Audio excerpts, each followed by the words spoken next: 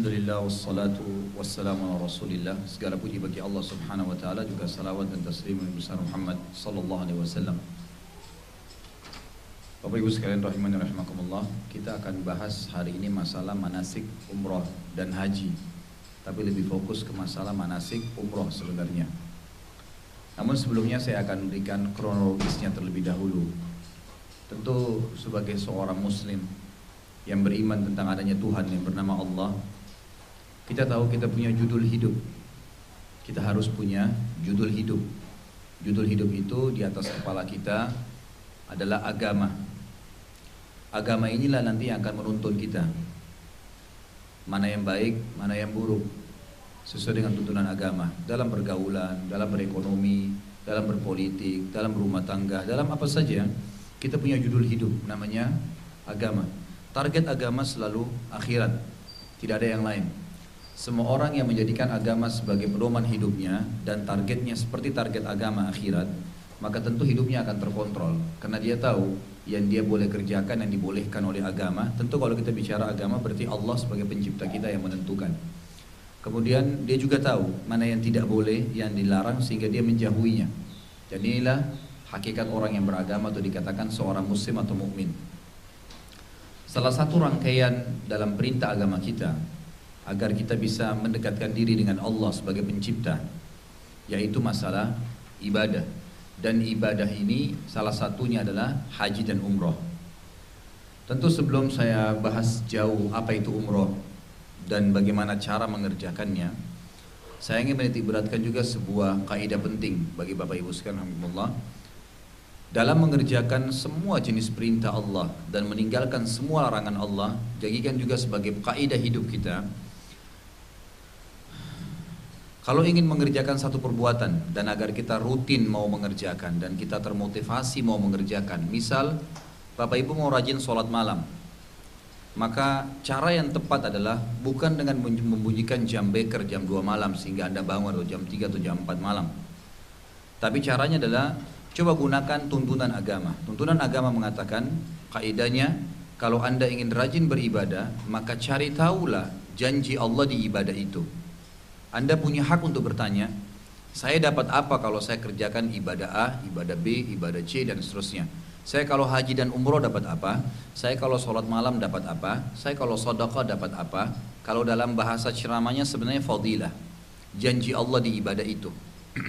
Semua ibadah pasti ada janjinya, nggak ada yang tidak ada janji dari Allah Subhanahu Wa Taala. Dan puncak daripada janji itu adalah surga nantinya. Kita akan jadi sampai pada target agama tadi adalah akhirat, mengejar surga di sana. Jadi sebelum tidur misalnya Bapak Ibu coba baca 5-6 hadis saja tentang masalah kelebihan orang sholat malam. Dapat apa sih kalau saya sholat malam? Oh ternyata ada hadis Nabi yang berbunyi kalau tertinggal sepertiga malam Allah turun ke langit bumi. Kemudian Allah bertanya kepada para malaikatnya, adakah yang bertaubat maka saya terima taubatnya? Adakah yang minta tolong maka saya penuhi ya permintaan dia? Adakah yang punya hajat maka saya berikan hajatnya? Jadi tiap malam Allah mengunjungi rumah kita bumi ini lalu menanyakan kepada hamba-hambanya. Dalam hadis lain juga dikatakan solat malam adalah solat yang paling afdal setelah solat 5 waktu, paling besar pahalanya. Juga dalam hadis yang lain kata Nabi SAW, jagalah solat malam karena solat malam itu adalah kebiasaan orang soleh sebelum kalian. Jadi cukup banyak motivasi untuk mengerjakan solat malam. Insya Allah dengan kita baca 5-6 hadis sebelum tidur, nggak pakai jam beker pun asal ada motivasinya sebelum tidur kita akan bangun. Sama halnya kalau kita ingin meninggalkan satu perbuatan buruk. Saya terbiasa berbohong, saya terbiasa berbuat perbuatan dosa lah, zina atau apa saja. Lalu saya ingin tinggalkan, bagaimana caranya? Kalau tuntunan tadi saya bilang judul hidup kita agama adalah cari tahu, pelajari ancaman Allah di dosa itu. Kalau berzina diapain sih sama Allah? Kalau orang berbohong diapain sih sama Allah? Baca 5-6 hadis saja. Oh ternyata orang bohong nanti diminumin timah panas pada hari kiamat. Nanti lidahnya akan dipotong, nanti akan begini, nanti akan begitu. Insya Allah dengan 5-6 hadis kita akan tinggalin tuh. Karena judulnya adalah agama tadi. Dan ini peringatan dari Allah langsung kepada kita. Beranjak daripada kaidah ini, saya akan mulai umroh ini juga dengan fadilahnya.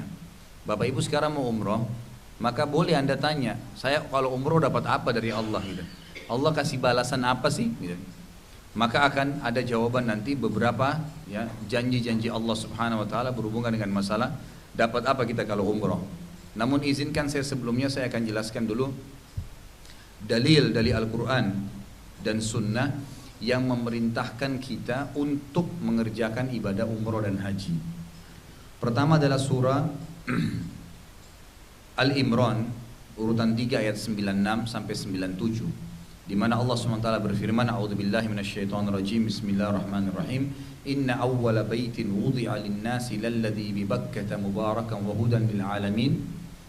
Artinya sesungguhnya rumah yang paling pertama diletakkan bagi manusia untuk dijadikan sebagai sentral ibadah kepada Allah adalah yang di Bakkah.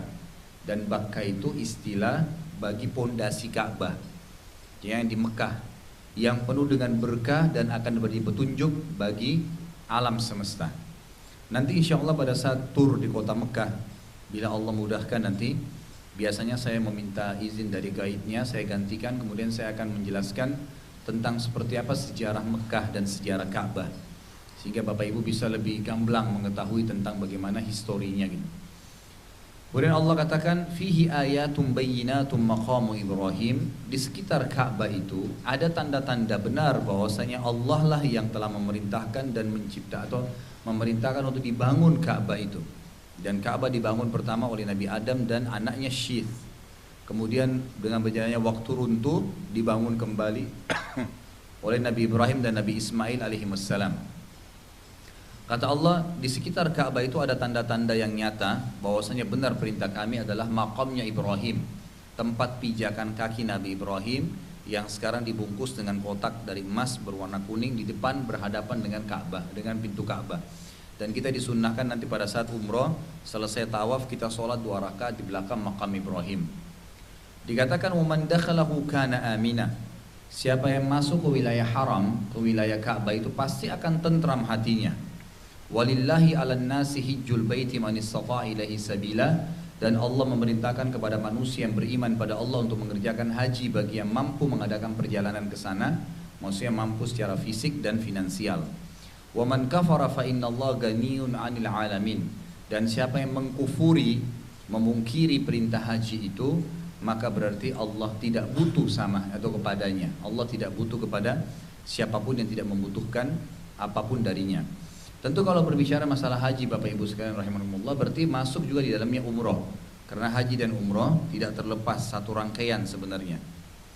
Kemudian juga dalam ayat yang lain, surah Al-Baqarah urutan 2 ayat 196 sampai 203, tapi saya fokuskan di ayat 196-nya saja, di mana Allah Subhanahu wa taala menyebutkan wa atimmul hajja wal umrata lillah. Sempurnakanlah haji dan umroh niatnya karena Allah. Karena memang ini adalah bagian daripada ibadah. Fa in uhsirtum famastaysara minal hadi. Bila kalian sempat terkepung oleh musuh, ini kalau terjadi, kita mau berangkat tiba-tiba terjadi peperangan, kita terkepung oleh musuh, maka dikatakan sembelihlah kurban seekor kambing yang mudah kalian dapatkan. Karena nggak jadi haji, nggak jadi umroh, putus tengah jalan kembali lagi ke Indonesia misalnya karena ada peperangan yang terjadi atau hambatan atau pesawat misalnya dibajak, maka kita harus berhenti dan pulang ke Indonesia. Maka sebagai tanda kita memang tidak jadi haji karena ada uzur, kita menyembelih seekor kambing. Kata Allah begitu, faman kana minkum maridan aw bihi adam min ra'si fa fidyatun min siyamin aw shadaqatin aw nusuk. Dan janganlah kalian mencukur kepala kalian sebelum berkorban, yang tadi sudah disebutkan gitu. Siapa yang sakit kepalanya, kemudian atau dia ada gangguan karena sakit di tubuhnya, maka dia boleh mencukur sebagian rambutnya dan diwajibkan atasnya membayar fidyah. Kan kita kalau lagi pakai ihram, nanti akan saya jelaskan, nggak boleh mencukur rambut, nggak boleh mencabut bulu badan, nggak boleh memotong kuku gitu kan. Jadi kalau sudah ihram dan sudah niat, nanti akan saya jelaskan lebih jauh itu. Ayat ini hanya menjelaskan secara global dulu. Kalau ada seseorang di antara kita sudah pakai ihram dan sudah niat, kemudian dia memotong kukunya, dia mencabut bulu kepalanya misalnya, maka berarti dia harus kena dam, menyembelih seekor kambing gitu kan. Tapi kalau ada penyakit di kepalanya, memang terpaksa, mungkin dia tabrakan, jatuh, kepalanya bocor, harus dijahit sehingga dicukur rambutnya dan harus gugur, maka dia tidak harus menyembelih hewan secara khusus, artinya yang dikenal dengan dam, tapi dia boleh membayar fidyah. Fidyah itu bisa dengan berpuasa atau bersedekah semampunya, atau kalau dia bisa dia boleh berkurban, atau dia boleh berkurban. Lalu dikatakan faida amintum faman tamatta bil umrati al haji famastaysara min al hadi faman lam yajid fasiyamu thalathati ayyam fil haji wa sab'atin idza raja'tum tilka 'asharatun kamilah dzalika liman lam yakun ahlu hadiril masjidil haram wattaqullaha wa'lamu annallaha syadidul iqab. Yang artinya apabila kamu sudah selesai, sudah merasa aman, tidak ada lagi gangguan-gangguan untuk pergi umroh dan haji, maka barang siapa yang ingin mengerjakan umroh sebelum haji pada bulan haji, wajiblah ia menyembelih korban yang mudah didapat. Maksudnya haji itu ada 3 macam. Ada haji ifrad, haji saja, nggak dicampur dengan yang lain. Bapak Ibu berangkat dari Indonesia, niatnya hanya pergi haji, masuk ke Saudi, setelah tawaf, kemudian kita pakai baju ihram tetap yang sama, nunggu sampai tanggal 8 Zulhijjah, baru kita masuk ke Mina untuk melaksanakan ibadah haji. Tapi sementara nunggu tanggal 8 Zulhijjah itu kita tetap pakai ihram, itu namanya haji ifrad. Haji yang kedua adalah haji tamattu. Tamattu artinya menikmatin antara haji dan umroh. Ini umumnya orang Indonesia lakukan ini. Jadi dia umroh dulu, setelah selesai umroh sejam setengah. Tentu umroh itu biasanya 2 jam maksimal sudah selesai ya. Sejam sampai 2 jam. Nanti kita akan lihat sendiri insya Allah di lapangan. Setelah itu kita membuka baju ihram, lalu pakai baju biasa seakan-akan penduduk kota Mekah. Nanti tanggal 8 baru pakai ihram baru untuk haji. Ini namanya haji tamattu. Jadi umroh dulu baru haji, gitu kan? Ini haji yang kedua. Nah, ini yang dimaksud oleh Allah SWT. Siapa yang tadi ingin mengerjakan haji yang diikuti dengan umroh, maka boleh saja, tapi syaratnya dia akan menyembelih hewan, namanya hadyu. Makanya kalau Bapak Ibu yang sudah pernah haji mungkin tahu, maka dia biasanya oleh travel disuruh bayar $100 untuk membayar kurban kambingnya itu. Tapi jika kalian tidak menemukan binatang kurban atau tidak mampu, maka wajibnya diganti dengan puasa 3 hari dalam musim haji dan 7 hari pada saat pulang dari haji. Kalau sampai pun ada orang yang tidak mampu, maka cukuplah sampai di situ ya, dia tidak usah berkurban, dia ganti dengan puasa 3 hari di haji dan juga 7 hari pada saat pulang. Jumlahnya semua adalah 10 ya, jumlahnya 10 hari. Kemudian Allah Subhanahu wa taala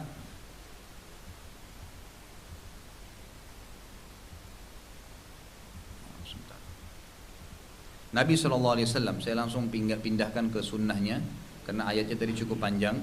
Saya langsung pindah ke sunnah, dalil sunnah perintah Nabi SAW tentang haji dan umrah.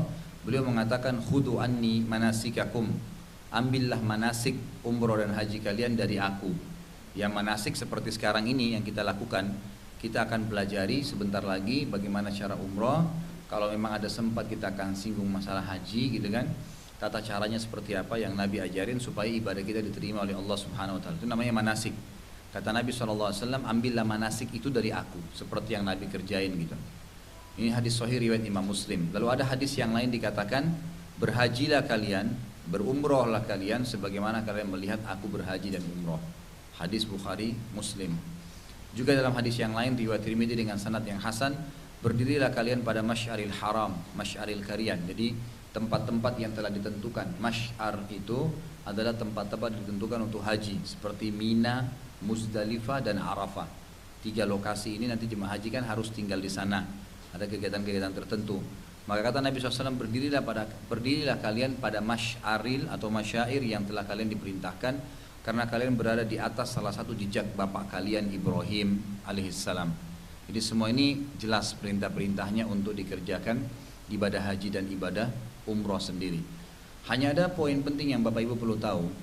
Ibadah umroh boleh kapan saja sepanjang tahun ya, secara mandiri ya, secara sendiri umroh. Kayak nanti kita umroh ini insya Allah tanggal 9, tentu Bapak Ibu akan bersama saya juga. Dengan izin Allah saya akan bimbing di sana. Jadi apapun yang saya sampaikan nanti nggak usah khawatir. Kalaupun masih ada yang belum difahami, karena nanti di lapangan saya akan tuntun gitu. Jadi saya sampaikan sekarang teorinya, tapi di lapangan juga akan saya tuntun nantinya. Jadi sementara tawaf bersama saya, sama sa'i bersama saya, nanti pokoknya tahallul cukur rambutnya, apa saja yang kita kerjain paket umroh akan bersama dengan saya nantinya. Nah, itu juga akan saya tuntun. Tapi sekarang ada hal-hal yang saya sampaikan secara teori biar Bapak Ibu nanti terlengkapkan pada saat sudah terjun ke lapangan. Oh ternyata ini yang kemarin dijelasin di manasik. Juga nanti pada saat kita tiba di Jeddah insya Allah, sebelum atau dari Jeddah ke Mekah, saya coba urangin ringkas nanti tentang manasik ini lagi, ringkasnya. Kita akan masuk begini, kita akan kerjakan begini dan seterusnya supaya mengingatkan kembali. Baik, umroh ini sepanjang tahun bebas, boleh saja dari bulan Muharram, kalau bulan Hijriah ya, Safar, Rabiul Awal, Rabiul Tsani, Jumadil Ula, Jumadil Tsaniyah, Rajab, Sya'ban, Ramadan. Jadi selama kurang lebih 9 bulan dari bulan Hijriah bebas orang umroh sendiri. Tapi kalau sudah masuk Syawal, Dzulqa'dah, Dzulhijjah. Bapak Ibu tentu tahu kalau lagi lebaran Idul Fitri dituliskan selamat Idul Fitri 1 Syawal gitu kan. Nah, Syawal itu adalah bulan ke-10 dari bulan Hijriah. Setelah Ramadan ada Syawal, setelahnya lagi bulan 11 namanya Dzulqa'dah, setelahnya lagi 12 Dzulhijjah. Nah, 3 bulan ini kalau Bapak Ibu umroh, maka dihitung umrohnya umroh haji, bukan umroh sendiri lagi. Misal gini, Bapak Ibu lagi Ramadan umroh nih, tinggal sampai menjelang lebaran misalnya. Kalau nggak salah kan ada program juga ya. Tinggal sampai lebaran misalnya. Baik, pada saat selesai lebaran 1 Syawal misalnya, Bapak Ibu keluar dari Mekah misalnya ke Madinah atau kemana, terus mau masuk umroh lagi. Anggaplah kita umroh di bulan Syawal, misal 2 hari habis lebaran Idul Fitri kita umroh gitu. Maka umrohnya itu terhitung umroh haji tamattu. Jadi kalau Bapak Ibu pulang ke Indonesia kemudian tidak haji tahun itu, maka kita disunnahkan menyembelih hewan, karena dihitung kita sebenarnya umrohnya di musim-musim haji. Karena itu umroh di musim haji ya. Tapi kalau selain Syawal, Dzulqa'dah dan 9 hari pertama Dzulhijjah, jadi dari Muharram sampai Ramadan itu nggak ada masalah umroh sendiri. Kapanpun kita bisa kerjain, walaupun terulang-ulang. Setiap bulan saya mau umroh deh, biar dapat pahala misalnya, itu boleh saja, gitu kan? Itu boleh saja. Baik, melakukan umroh ini sangat besar sekali fadilahnya. Di antara fadilahnya adalah pengampunan dosa di antara umroh dengan umroh yang sebelumnya. Kata Nabi SAW dalam hadis Bukhari Muslim, antara umroh ke umroh setelahnya, misalnya Bapak Ibu pernah umroh 3 tahun yang lalu, setahun yang lalu, 10 tahun yang lalu, sekarang umroh lagi. Antara umroh dengan umroh ini ada dosa-dosa kecil yang pernah kita lakukan, bukan dosa besar, karena dosa besar wajib untuk taubat nasuha dengan 3 syaratnya ya, mutlak. Lagi zina, lagi riba, lagi bohong misalnya, maka 3 syarat, tinggalkan seketika, kemudian sesali, kemudian bertekad sama Allah tidak akan ulangin, insya Allah diampunin. Ini kalau dosa besar. Kalau dosa kecil bisa bersih dengan sholat, dengan wudhu, dengan sedekah, bakti dengan orang tua, bersih, termasuk umroh.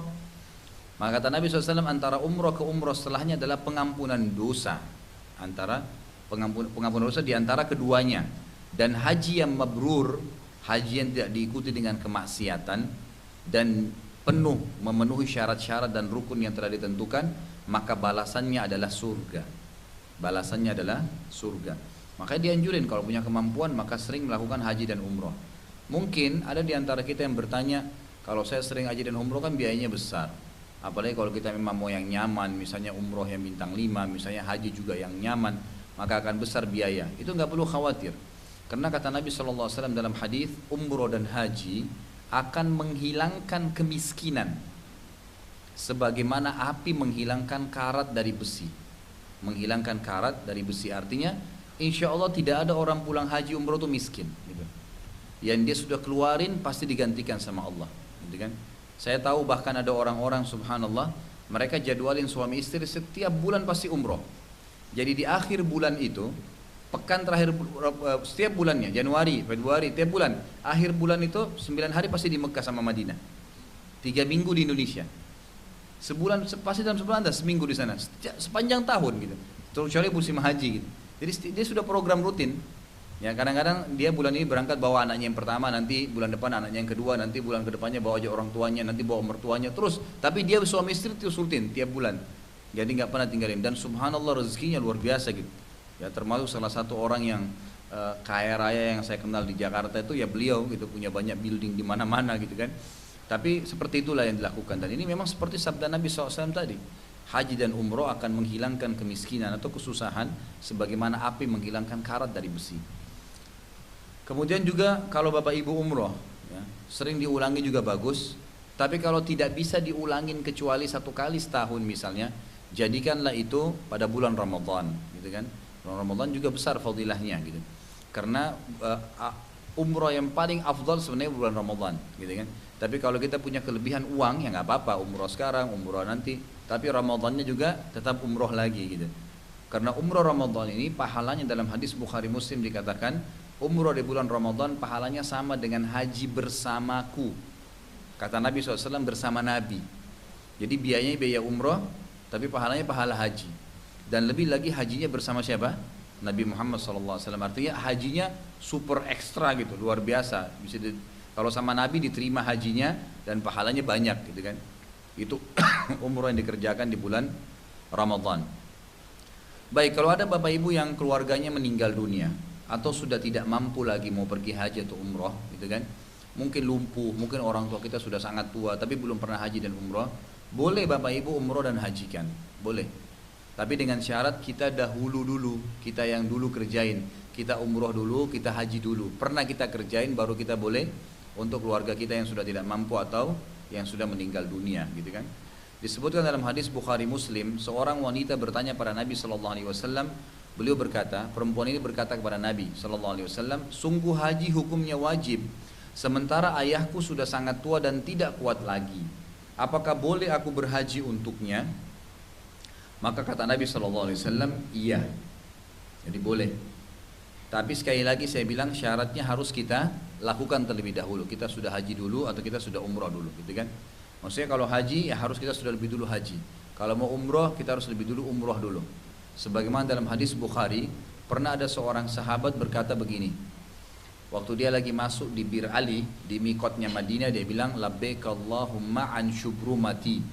Saya akan melakukan haji untuk labbaik Allahumma hajjan an syubrumati. Saya menjawab panggilanmu ya Allah untuk mengerjakan haji untuk kerabatku yang syubrumah. Kerabat syubrumah itu kerabat yang sudah meninggal, gitu kan? Lalu Nabi SAW tanya, ahajajta an nafsik, apa kau pernah haji buat dirimu? Lalu orang itu bilang, belum ya Rasulullah. Kata Nabi SAW, huj an nafsik, thumma huj an syubrumatik. Haji dulu buat dirimu, baru kamu haji buat kerabatmu yang sudah meninggal. Karena kita harus lebih dulu melakukan dalam hal ibadah untuk diri kita dulu, baru kita kerjakan untuk orang lain. Juga dalam hadis lain riwayat Abu Dawud dan Tirmidzi, Ibnu Amir, salah seorang sahabat laki-laki yang mulia, bertanya kepada Nabi SAW, ayahku sudah sangat tua dan ia sudah tidak bisa lagi mengerjakan ibadah haji, umrah juga bepergian. Nabi SAW bersabda, berhajilah dan umrohlah untuk ayahmu. Jadi boleh dikerjakan untuk yang sudah tidak mampu sama sekali, tua, nggak bisa perjalanan lagi, dan juga bisa yang sudah meninggal dunia. Baik, kita masuk sekarang ke syarat haji dan umroh. Tentu Bapak Ibu kalau mau masuk mendaftar kerja di satu instansi atau mau mendaftar kuliah di mana gitu kan, di satu kampus, butuh syarat, ada syaratnya. Tanpa syarat tentu nggak mungkin bisa masuk gitu. Kalau ada orang bilang saya mau kerja di perusahaan ini tapi dia nggak pernah masukin lamaran, nggak pernah ikutin syaratnya, maka nggak bakal bisa gitu. Sama dengan haji, sama dengan ibadah yang lain, sholat juga gitu kan. Sholat harus masuk waktu, tutup aurat, berwudu, hadap kiblat, kan itu ada syarat namanya. Nah, haji juga umroh juga ada syaratnya. Yang pertama harus muslim. Artinya non muslim nggak diterima. Walaupun dia tulus, dia datang, dia kerjakan haji umroh tetap nggak diterima. Syaratnya harus muslim. Gitu. Ini syarat mutlak. Yang kedua berakal, bukan orang gila, gitu kan, yang diajak. Yang ketiga balik. Artinya yang belum balik tidak ada beban syar'i. Bolehkah anak saya belum balik saya ajak? Boleh. Tapi dia nggak membutuhkan itu, dia hanya paling untuk mengenal saja. Untuk oh ini loh Ka'bah, ya haji itu begini, umrah itu begini, boleh saja. Tapi dia tidak ada beban syar'i. Artinya dia meninggal tetap masuk surga kalau belum balik. Dia pernah haji atau tidak gitu kan? Jadi nggak ada masalah buat dia. Jadi kalau balik itu belum diwajibkan, tidak ada kewajiban bagi mereka walaupun mampu gitu. Kemudian ada sebagian ulama bilang kalaupun dia diumrohkan atau diikutkan haji dan umroh, tetap Allah akan berikan pahalanya setelah dia balik nanti. Yang keempat punya kemampuan, baik dia membiayai diri sendiri atau dibiayai oleh orang lain. Misal Bapak Ibu ada seorang kerabat, keponakan, mungkin siapalah orang yang kita kenal lalu kita umrohkan atau kita hajikan. Maka pada saat kita memberikan biaya kepada dia dan dia sudah mampu, dititip pesan ini buat kamu umroh ya, ini buat kamu haji ya, maka dihitung dia sudah mampu pada saat itu. Jadi harus punya kemampuan, dan kemampuan ini berkisar di 2 poin, kemampuan finansial dan kemampuan fisikal, gitu kan. Fisiknya pun harus kuat gitu. Yang kita sayangkan di Indonesia kadang-kadang sudah tua baru mau pergi haji dan umroh. Gitu kan, sementara dia masih muda malah tidak pernah mengerjakan ibadah ini. Ini keliru gitu. Mestinya memang pada saat-saat kita mampu, punya kekuatan fisik yang cukup memadai, uang kita juga cukup memadai, maka pada saat itu puncak daripada perintah ibadah haji dan umrah. Baik, kita masuk ke inti bahasan. Haji dan umrah memiliki rukun, Bapak Ibu sekalian. Rukun, dan ini inti bahasan kita. Kita akan banyak berbicara sampai penutupan nanti di masalah rukun ini. Rukun artinya pondasinya, gitu kan? Pondasinya.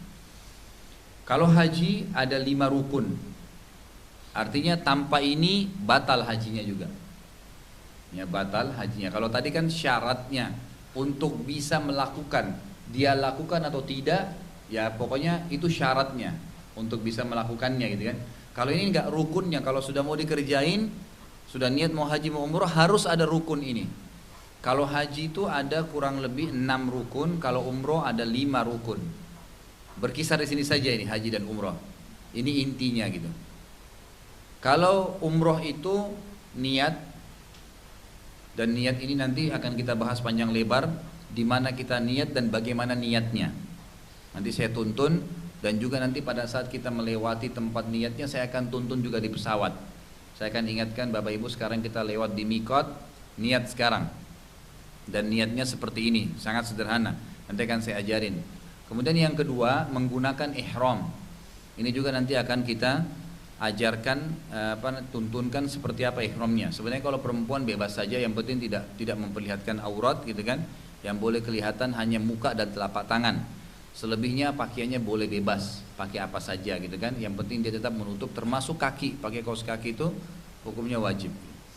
Kalau laki-laki menggunakan 2 lembar kain ihram yang putih yang sudah masyhur.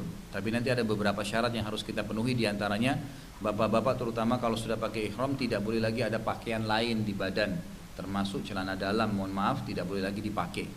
Cuman 2 lembar kain putih itu saja, gitu kan, yang dipakai. Ini nanti akan saya jelaskan tentang masalahnya, apa hukum-hukumnya dan bagaimana cara pakainya nanti. Kita akan praktekkan terakhir cara menggunakan kain ihram. Itu yang kedua rukun umroh, niat dulu, kemudian ihram. Nanti akan saya rincikan ya ini. Ini baru poin-poinnya saja. Yang ketiga tawaf, rukunnya tawaf. Tawaf di Ka'bah dimulai dengan menjadikan Ka'bah sebelah kiri kita dan mulai dengan rukun dari Hajar Aswad. Dimulai 1 sampai 7 kali putaran. Nanti juga akan saya rincikan beberapa hukum berhubungan dengan masalah tawaf ini. Gitu kan, diantaranya nanti disunnahkan laki-laki memperlihatkan lengan kanannya sebanyak 3 kali putaran pertama, kemudian 4, 5, 6, 7 untuk kembali lengannya, gitu kan. Tentu ini teorinya, lapangannya juga akan saya tuntun nanti. Untuk Bapak Ibu akan bersama saya di lapangan nanti. Kemudian yang keempat setelah tawaf 7 kali adalah sa'i. Ini rukunnya. Artinya tanpa ini tidak dianggap orang umroh, gitu kan. Sa'i antara Gunung Safa dan Gunung Marwah. Nanti juga akan saya tuntun di lapangan. Ini loh Gunung Safa, Bapak Ibu sekalian. Kita akan mulai di sini. Ada doanya nanti pada saat mulai saya akan tuntun. Saya keraskan suara saya, Bapak Ibu tinggal ikutin saja. Dari Gunung Safa kita jalan sampai ke Marwah. Nanti saya tuntun juga. Sementara Safa Marwah baca apa saja, kan gitu. Nanti dituntun. Jadi kita lakukan Safa ke Marwah 1 kali, Marwah ke Safa 2 kali, terus sampai 7 kali. Kita mulai di Safa, kita berakhir di Marwah, gitu kan. Intinya dia seperti tempat jalan. Ini Safa ke Marwah sana, Marwah kembali lagi ke Safa, kan gitu. Itu sudah 1, 2, 3, 4 sampai terakhir 7, kan gitu. Nah, semua nanti patokannya dari Gunung Safa ke Marwah itu selalu hitungannya ganjil. Putaran pertama, putaran ketiga, putaran kelima dan putaran ketujuh. Di Gunung Marwah ke Safa selalu genap. Putaran kedua, putaran keempat dan putaran keenam, gitu kan. Nanti juga saya akan tuntun, saya bilang tadi apa yang dibaca gitu. Itu yang keempat. Jadi pertama niat rukunnya, yang kedua ihram, yang ketiga tawaf, yang keempat sa'i antara Safa dan Marwah, yang kelima terakhir tahallul, mencukur rambut. Nanti akan saya jelaskan masalah ini lebih panjang lebar sebentar insyaallah. Saya jelaskan dulu poin-poinnya. Kalau haji Bapak Ibu sekalian tinggal tambah poin yang keenam, yaitu wukuf di Arafah. Wukuf di Arafah artinya tinggal di Arafah dari terbit matahari sampai terbenam matahari. Itu hukumnya rukun. Jadi kalau Bapak Ibu tidak hadir di Arafah, hajinya nggak dihitung sah. Makanya jemaah haji yang sudah sempat pergi haji, kemudian la qadarullah sakit misalnya ya, ada yang masuk rumah sakit stroke misalnya. Maka pada saat dia masuk rumah sakit, kalau sudah pernah haji niatnya, dalam kondisi dia tidak sadar pun, selama masih bernafas belum meninggal, maka kerajaan Saudi akan siapin ambulan di hari Arafah itu, tanggal 9 Zulhijjah dipakein ihram, lalu dibawa pakai ambulan, walaupun dengan diinfus. Ini minimal hadir di Arafah, gitu kan? Sampai terbenam matahari, baru dia, ya terbenam matahari baru dia pulang atau dipulangkan di rumah sakit. Sisanya boleh dikerjain atau boleh digantikan dengan dam, ya dengan menyembelih hewan gitu. Baik, inilah rukun-rukunnya. Saya akan rincikan sekarang, ya mulai dari rukun pertama dulu masalah niat. Niat ini landasan hukumnya adalah jelas hadis yang diriwayatkan oleh jamaah. Artinya hampir semua ulama hadis meriwayatkan hadis ini. Umar bin Khattab berkata radhiyallahu anhu, sesungguhnya setiap perbuatan harus didahului oleh niat di dalam hati.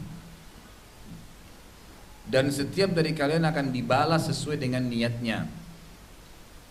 Barang siapa yang niat hijrahnya karena Allah dan Rasulnya, maka dia hijrah karena Allah dan Rasulnya, dapat niat pahala seperti itu. Dan barang siapa yang hijrahnya karena urusan dunia yang ia kejar atau karena wanita yang ia ingin nikahi, maka ia pun akan mendapatkannya. Jadi hadis ini terkenal dengan hadis niat namanya. Waktu Nabi SAW suruh para sahabat hijrah dari Mekah ke Madinah, itu ternyata ada sahabat di tengah jalan. Kan sahabat-sahabat di Mekah ini dirampas hartanya oleh orang-orang Quraisy di Mekah kan, diambil secara paksa gitu. Mereka waktu mau hijrah dari Mekah ke Madinah habis, tidak ada barang-barangnya, tinggal baju di badan gitu. Di tengah jalan ada dua orang sahabat ngobrol berdua di tengah jalan dari Mekah ke Madinah. Yang satu bilang, kekayaan saya diambil semua di Mekah sama orang Quraisy. Nanti kalau saya tiba di Madinah, saya ingin membangun usaha baru. Yang satu lagi bilang, istri saya tidak mau ikut, dia tetap dalam keadaan kafir dengan orang Quraisy. Saya dengar di Madinah ada seorang wanita yang bernama Fulana dan dia orangnya punya kelebihan. Saya akan nikahi wanita itu. Terdengar oleh Nabi SAW dua diskusi atau dialog sahabat ini gitu, pembicaraan mereka. Lalu keluarlah hadis ini. Kata Nabi SAW, sesungguhnya setiap perbuatan harus didahului oleh niat. Dan setiap dari kalian akan dibalas dengan niatnya. Siapa yang hijrah ke Madinah, niatnya karena Allah dan Rasulnya, maka dia akan dapat niat hijrah karena Allah dan Rasulnya. Barang siapa yang niatnya hijrah karena urusan dunia yang ia kejar, tadi dia mau ya hijrah ke Madinah karena mau buka usaha gitu kan, atau dia ingin menikahi seorang wanita, maka ia akan mendapatkan apa yang dia niatkan. Dari hadis ini kita ambil pelajaran besar Bapak Ibu sekalian. Kalau sudah niat untuk ibadah, maka ibadah saja, jangan dihubungkan dengan yang lain gitu. Kalau misalnya kita mau umroh nih, ya niatin murni umroh. Masalah nanti mau beli barang-barang itu nanti ya. Datang yang ke-30, bukan dari sekarang diniatin. Nanti terganggu niat ibadahnya gitu. Jadi niat ibadah, begitu kita tiba kita akan umroh gitu kan. Maka selesai umroh silahkan mau belanja ini, mau belanja itu, tapi dari awal jangan digabung dengan niat masalah ibadahnya. Karena ini malah diingatkan oleh Nabi SAW. Niat itu Bapak Ibu sekalian dalam ibadah, dalam agama kita ini, dalam agama Islam, tidak disebutkan dengan lisan ya, karena memang niat selalu di dalam hati. Jadi saya pernah tekankan kalau dalam pengajian saya, mungkin bapak-bapak masih ada yang belum hadir atau bapak ibu yang ada yang belum hadir, saya ingatkan bahwasanya dalam sholat, dalam ibadah apapun, puasa, dalam Islam itu yang diajarkan Nabi niatkan dalam hati dan tidak ada lafadz khusus gitu. Jadi kalimat yang mengatakan nawaitu shoma ghadin untuk puasa atau usolli fardhu salatid duhur gitu kan, itu semua tidak pernah diajarkan oleh Nabi SAW. Itu hanya dibuat oleh sebagian orang yang menisbatkan diri dengan madhab Syafi'i di Al-Azhar di Mesir. Lalu banyak orang-orang kita di Depak di Indonesia yang belajar di Mesir. Saya juga pernah di Mesir tahun 89 sampai 90 waktu itu. Jadi teman-teman kita banyak belajar dari sana, menukil ini pulang ke Indonesia, lalu mereka membuat kurikulum sekolah. Jadi kita sekarang fahamnya seperti apa yang dibuat oleh dosen-dosen di Al-Azhar itu. Padahal sebenarnya kalau kita cari hadis Nabi, tidak pernah ada hadis Nabi berbunyi kalau mau sholat bacalah usolli fardhu sholati duhur, kalau mau wudu bacalah nawaitu wudu ali rafil hadath dan seterusnya. Itu nggak pernah ada gitu. Jadi semua niatnya dalam hati. Itu pun teman-teman yang mengatakan ada niat dengan lisan, mereka mengatakan kalau ada orang niat dengan lisannya, dia mengatakan usolli fardhu sholati duhur, lalu dia tidak niat dalam hatinya, nggak sah sholatnya. Tapi kalau ada di antara mereka yang sudah niat mau sholat duhur dalam hatinya, lalu dia lupa dengan lisannya, tetap sah sholatnya. Tapi pendapat jumhur mengatakan tidak ada niat. Yang disebutkan dengan suara hanya di haji dan umroh. Nah makanya umroh nanti ada niatnya, ada suaranya. Bapak ibu cuma baca sederhana, labbaik Allahumma labbaik. Ini kan sudah jelas ya, biasa kita sebutin kalau mungkin tahu. Labbaika Allahumma labbaik. Labbaik itu artinya saya menjawab panggilanmu. Labbaik Allahumma, Allahumma itu ya Allah. Jadi kalau kita bilang labbaik Allahumma artinya saya menjawab panggilanmu ya Allah.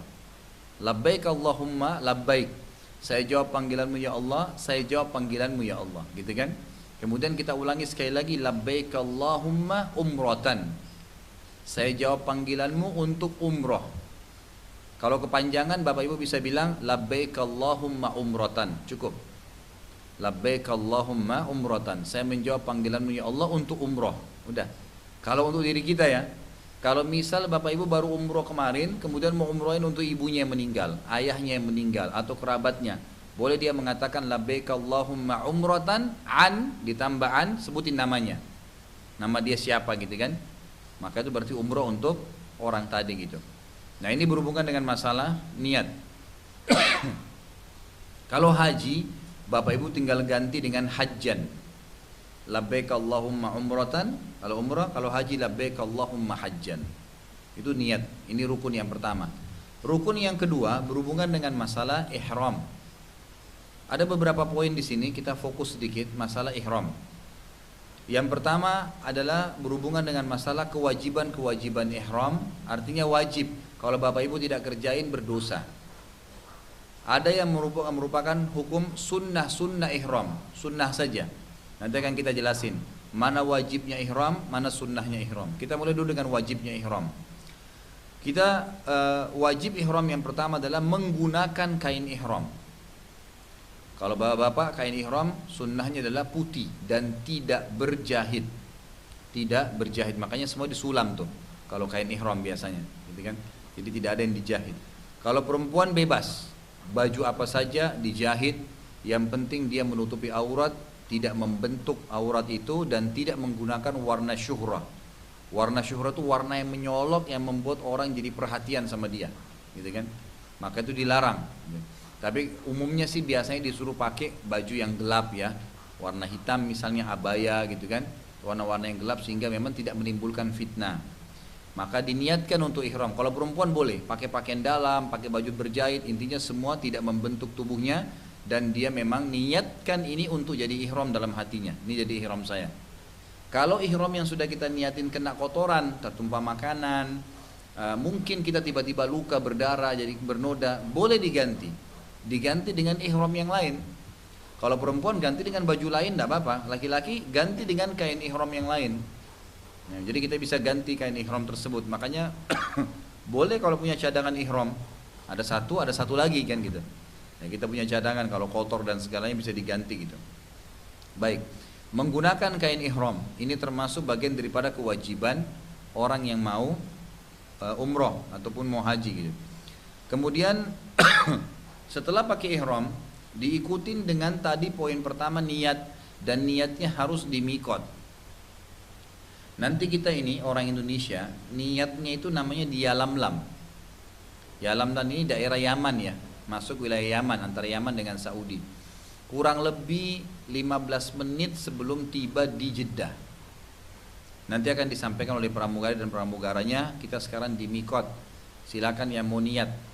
Kalau kemarin pengalaman ini, kalau naik Saudi itu memang di layar TV-nya ditulisin tuh, kalau kita jalanin, ini 6 menit lagi miqat, 5 menit lagi miqat, ditulis gitu. Jadi kita diingatkan. Nanti juga setelah pas di atas miqat diingatin lagi pakai mic oleh pramugari dan pramugaranya. Sekarang kita di atas miqat, yang mau niat ihram silakan. Gitu kan? Yang mau niat umroh maksudnya. Baik, kalau Bapak Ibu pakai ihram dari Indonesia boleh nggak? Boleh. tapi belum niat. Artinya kita pakai ihram di pesawat duduk, nggak apa-apa, boleh saja, gitu kan? Tapi belum ada larangan-larangan ihram, karena larangan ihram berlaku kalau sudah niat dan niatnya di mikot, ada tempatnya, gitu kan? Ada tempatnya. Baik, mikot itu sendiri ada 6. Jadi Saudi, Jazirah Arab itu dikelilingi dengan 6 mikot, ya, dengan 6 mikot. Kalau mikot yang pertama penduduk Mekah sama penduduk Jeddah itu mikot mereka rumah mereka sendiri. Jadi kalau bapak ibu ada kerabatnya tinggal di Saudi, memang aslinya penduduk Mekah gitu kan, mereka kalau mau umroh nggak usah keluar, di dalam rumahnya langsung pakai ihram di kamar mandi udah selesai, dia tinggal datang ke Mekah, datang ke Ka'bah gitu. Nah, itu kalau orang Mekah dan orang Jeddah, itu mikot yang pertama bagi penduduk Mekah dan penduduk Jeddah. Termasuk orang-orang kita yang kerja di sana ya. Kalau ada yang kerja di Saudi, dia tinggal di Mekah dan Jeddah, dia sudah selama dia niat mau tinggal kerja gitu kan, ataupun bisnis misalnya, atau dia ziarah dan waktunya lama sampai 6 bulan misalnya, dia sudah dianggap mukim, maka berarti dia dihitung boleh mikot dari rumahnya saja.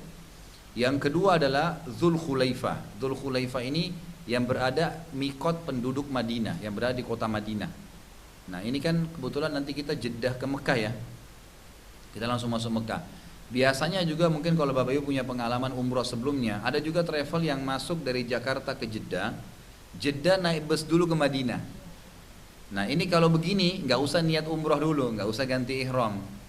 Kapan kita niat ihramnya? Nanti dari sudah 3 hari di Madinah, mau ke Mekah untuk umroh, baru kita lewatin sebuah tempat namanya Dzul Khulaifah, atau sering dikenal dengan Bir Ali, gitu kan?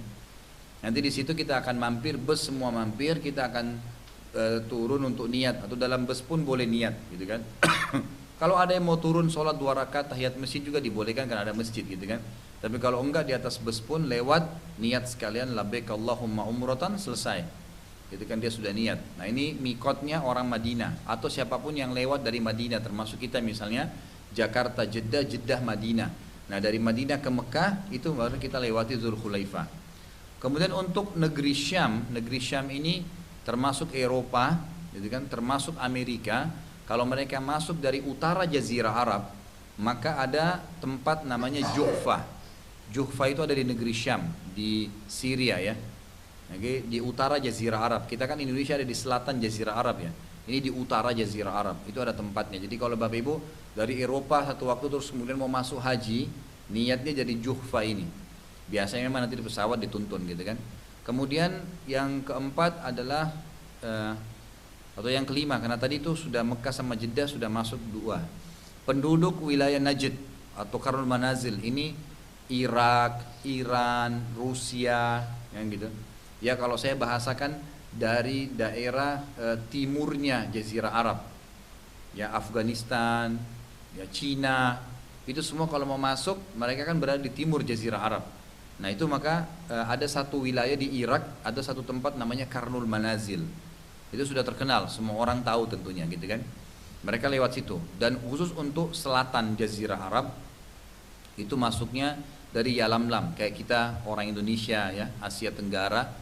Kemudian juga sebagian besar wilayah Afrika yang masih masuk yang kalau lurus ke Jazirah Arab itu dia masih melewati selatan Jazirah Arab, maka berarti mereka masih masuk juga melalui Yalamlam.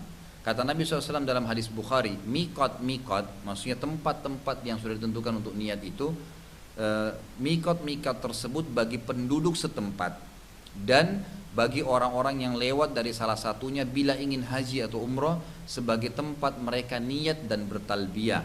Demikian halnya dengan penduduk Mekah, mereka pun berihlal, maksudnya menggunakan ihram dari salah satu tempat-tempat tersebut. Kalau ada penduduk Mekah lagi ke Indonesia, lagi ziarah ke Indonesia atau lagi tur ke Indonesia, kemudian dia pulang ke Saudi, dia niat mau langsung umroh, maka dia lewatin mikot, dia niatin pakai ihram.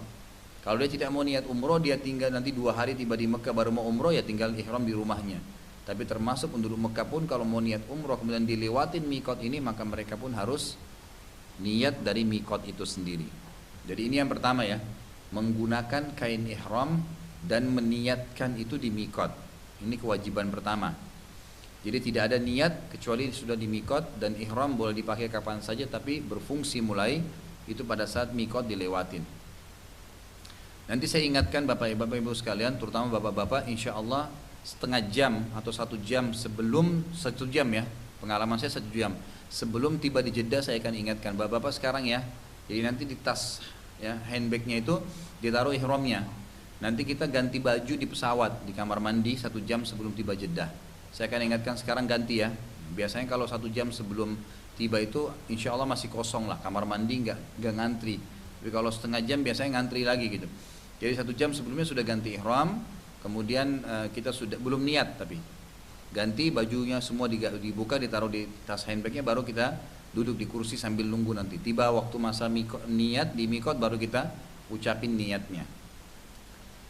Yang kedua, tidak menggunakan pakaian berjahit, juga penutup kepala dan sepatu bagi laki-laki. Kalau sudah pakai ihram ya, kalau sudah pakai ihram. Jadi kalau pertama berangkat dari Jakarta ke Jeddah mau pakai sepatu atau dari Jakarta sampai ke mikot itu masih boleh. Tapi nanti kalau sudah pakai ihram dan sudah niat itu kita dianjurkan untuk tidak pakai sepatu lagi, tapi pakai sendal.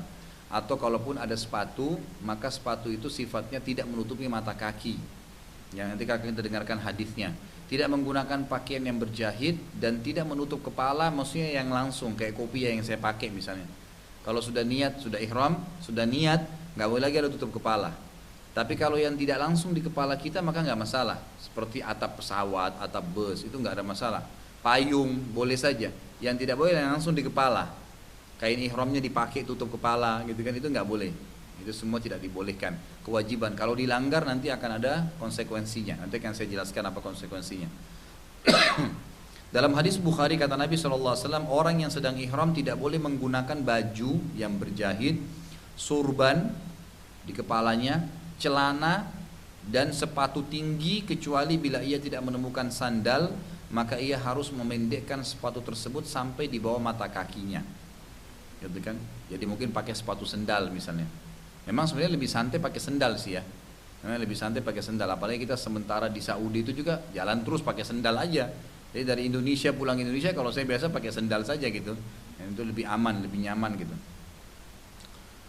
Kemudian begitu pula dengan wanita, maka mereka harus pakai ihram baju yang bersih, ya, menutup aurat, dan bagi yang bercadar dan sarung tangan dibuka pada saat ihram. Kalaupun ada yang bercadar maka cadarnya harus dibuka, telapak tangannya juga harus dibuka, kaus tangannya gitu. Hadis disebutkan dalam hadis Bukhari.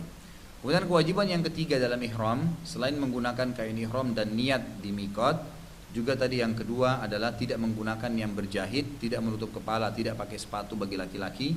Kemudian yang ketiga kewajibannya mengucapkan talbiyah. Labbaik Allahumma labbaik, labbaik la syarika laka labbaik, innal hamda wan ni'mata laka wal mulk la syarika lak. Kalau misal ada yang belum hafal, tetap saya akan tuntun ini. Insya Allah nanti kita begitu naik di pesawat, niat, kalau sudah bisa talbiyah alhamdulillah, kalau belum maka nanti begitu tiba di Jeddah dengan izin Allah kita naik di bus. Nanti di bus itu guide-nya akan sampaikan dulu programnya apa di Saudi. Oh nanti di hotel masuk begini, hotelnya namanya ini, nanti makannya di sini, dia jelasin semua program travel, administrasinya. Nanti setelah itu baru saya masuk menjelaskan manasik ini lagi, saya jelasin lagi, saya ingatin lagi. Nanti kita manasik, nanti kita masuk umroh begini, begini, begini, saya jelasin semua. Setelah itu saya tuntun talbiyah beberapa kali dengan mic di bus nanti, Bapak Ibu tinggal ikutin, kan gitu. Karena perjalanan Jeddah Mekah itu cuma sejam, kurang lebih sejam, ya 1,5 jam paling lambat kalaupun macet gitu kan. Kalau pengalaman saya kemarin, kalau take off-nya sama jam 10 pagi waktu Jakarta, itu kita tiba masih cepat sekali. Jadi waktu Saudi itu sekitar jam 4, jam 5 sore. Ya.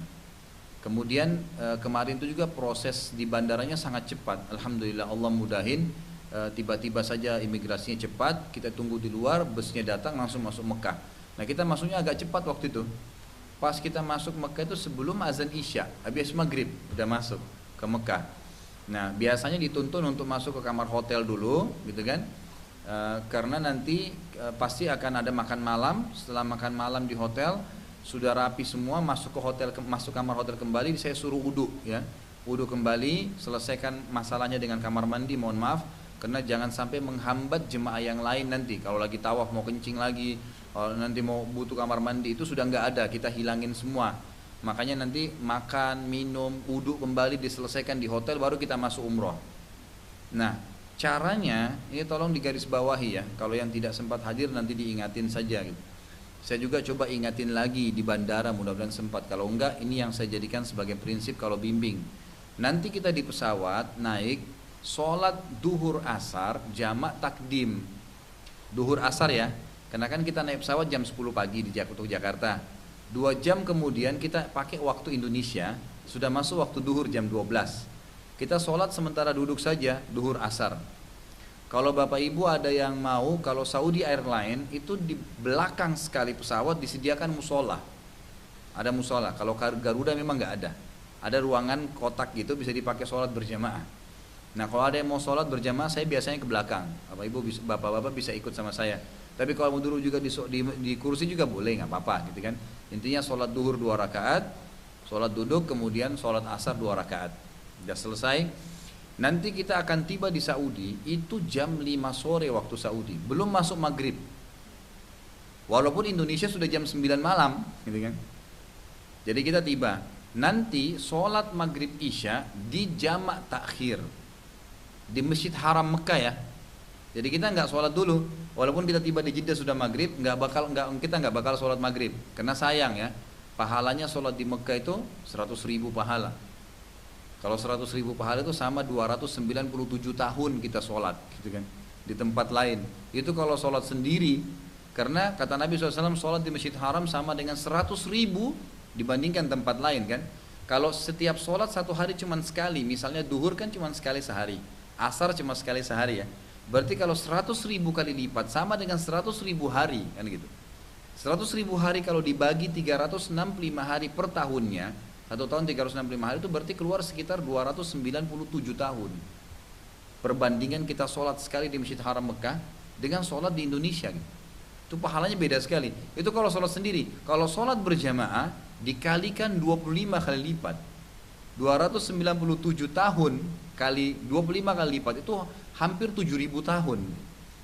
Perbedaan satu kali sholat ya dibandingkan dengan, makanya saya selalu ingatkan jemaah saya jangan sholat maghrib isya dulu, enggak di hotel, enggak di Jeddah. Selesai semua kita makan malam, udah ganti baju dan Bapak Ibu boleh mandi nggak apa-apa, tapi jangan pakai sabun lagi. Karena nanti kita jelaskan kalau sudah niat sudah ihram nggak boleh pakai wangi-wangian. Udah nggak boleh lagi, nggak boleh potong kuku, nggak boleh cabut bulu di badan, udah nggak boleh kalau sudah niat dan sudah ihram ya. Makanya boleh kalau kita gerah mandi boleh, nggak boleh berhubungan suami istri, nggak boleh bercumbuan, itu semua dilarang gitu kan. Sementara ihram selesai tahallul baru boleh, tapi sementara ini nggak. Makanya nanti masuk kamar hotel taruh tas, langsung kumpul di lobi di restoran makan malam, habis itu kembali lagi perbaharui wudu, setengah jam kemudian kami tunggu di lobi hotel, sama-sama masuk. Pertama kali masuk di Masjid Haram langsung kita berjamaah, sholat berjamaah, saya imami maghrib isya, kita jamak takhir gitu kan. Setelah jamak takhir maghrib isya barulah kita masuk tawaf, mulai umroh. Saya tuntun umrohnya insya Allah semua sampai selesai umroh terakhir tahallul sudah cukur, barulah kita pulang ke kamar hotel gitu kan. Kemarin tuh pengalaman kita selesai mulainya sekitar jam 9 malam waktu Saudi ya, karena jam 5 tiba proses imigrasi, kurang lebih kita keluar dari Jeddah itu jam 6. Jam 6 hampir setengah 7, jam 6 setengah 7 proses ngambil barang lah, imigrasi segala, kemudian kita ke Mekah itu 1 jam, ya sekitar jam 8 tiba di Mekah gitu kan. Terus kita makan malam proses semua sekitar jam 9, setengah 10 kita masuk. Nah setengah 10 kita sholat, anggaplah jam 10 malam waktu Saudi kita sudah mulai umroh. Insya Allah kalau kemarin pengalaman saya sih sebelum jam 12 selesai. Asal insya Allah Bapak Ibu bisa bekerja sama yang baik, artinya memang tidak ada yang butuh kamar mandi lagi dan segalanya, itu insya Allah akan bisa lebih nyaman gitu kan. Maka kita bisa selesaikan umroh tepat waktu sebelum jam 12 sudah tahallul pulang ke kamar hotel.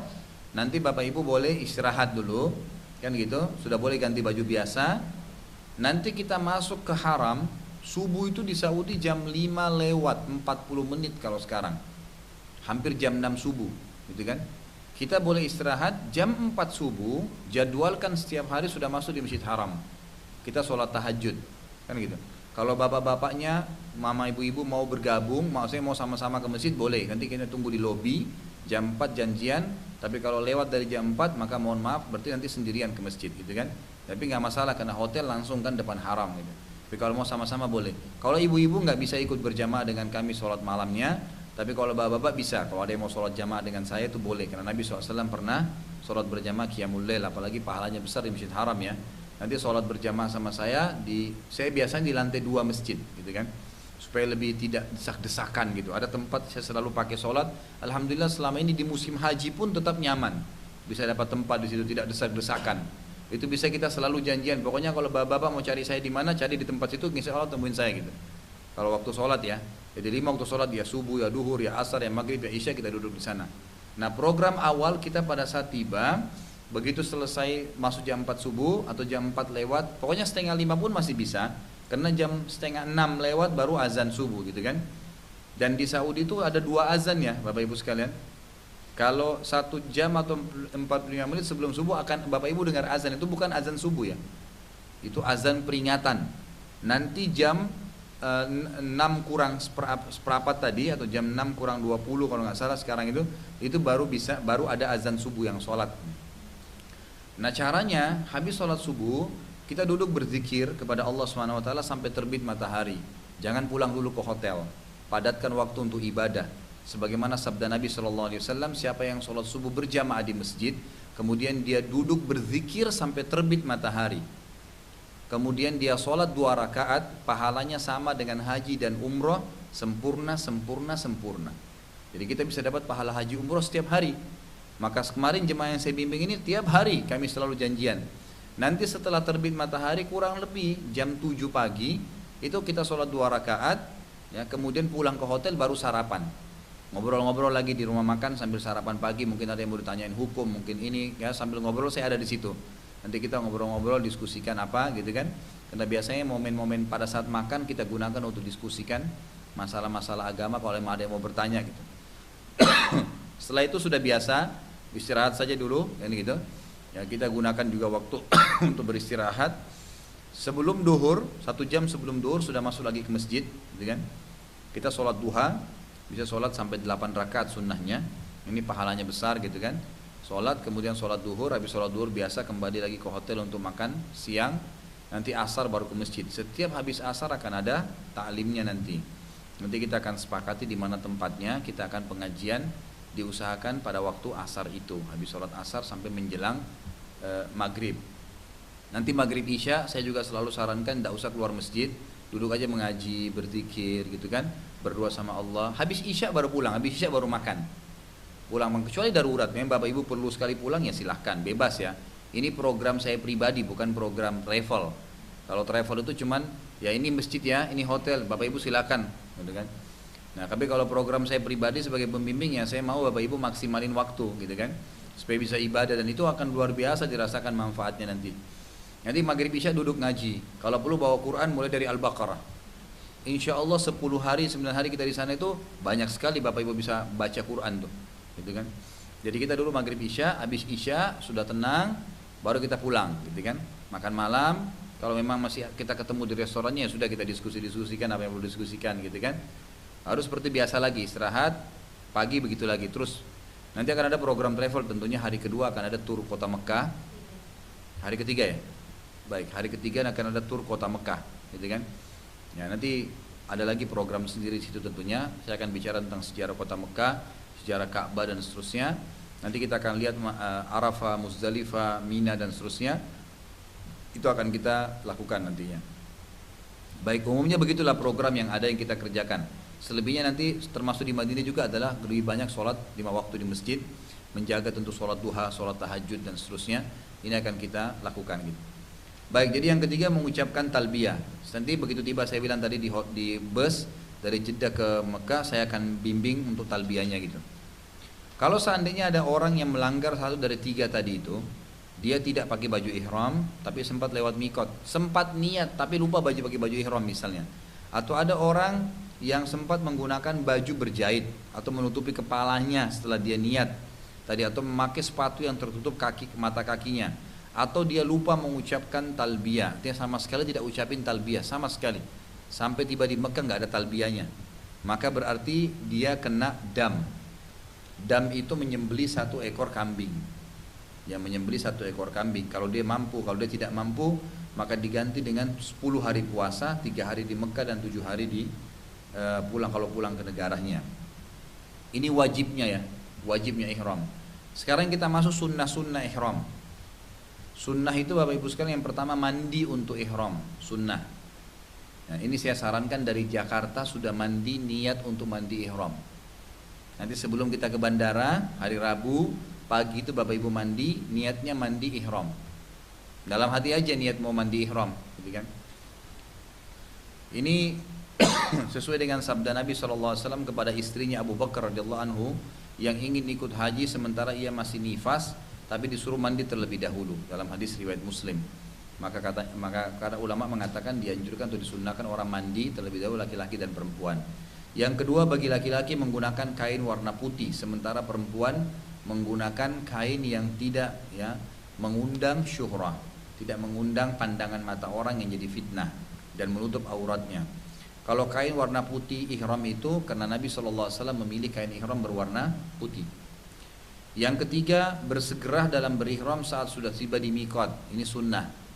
Ya, makanya tadi kita usahakan ihramnya sudah dipakai sejam sebelum miqat kan.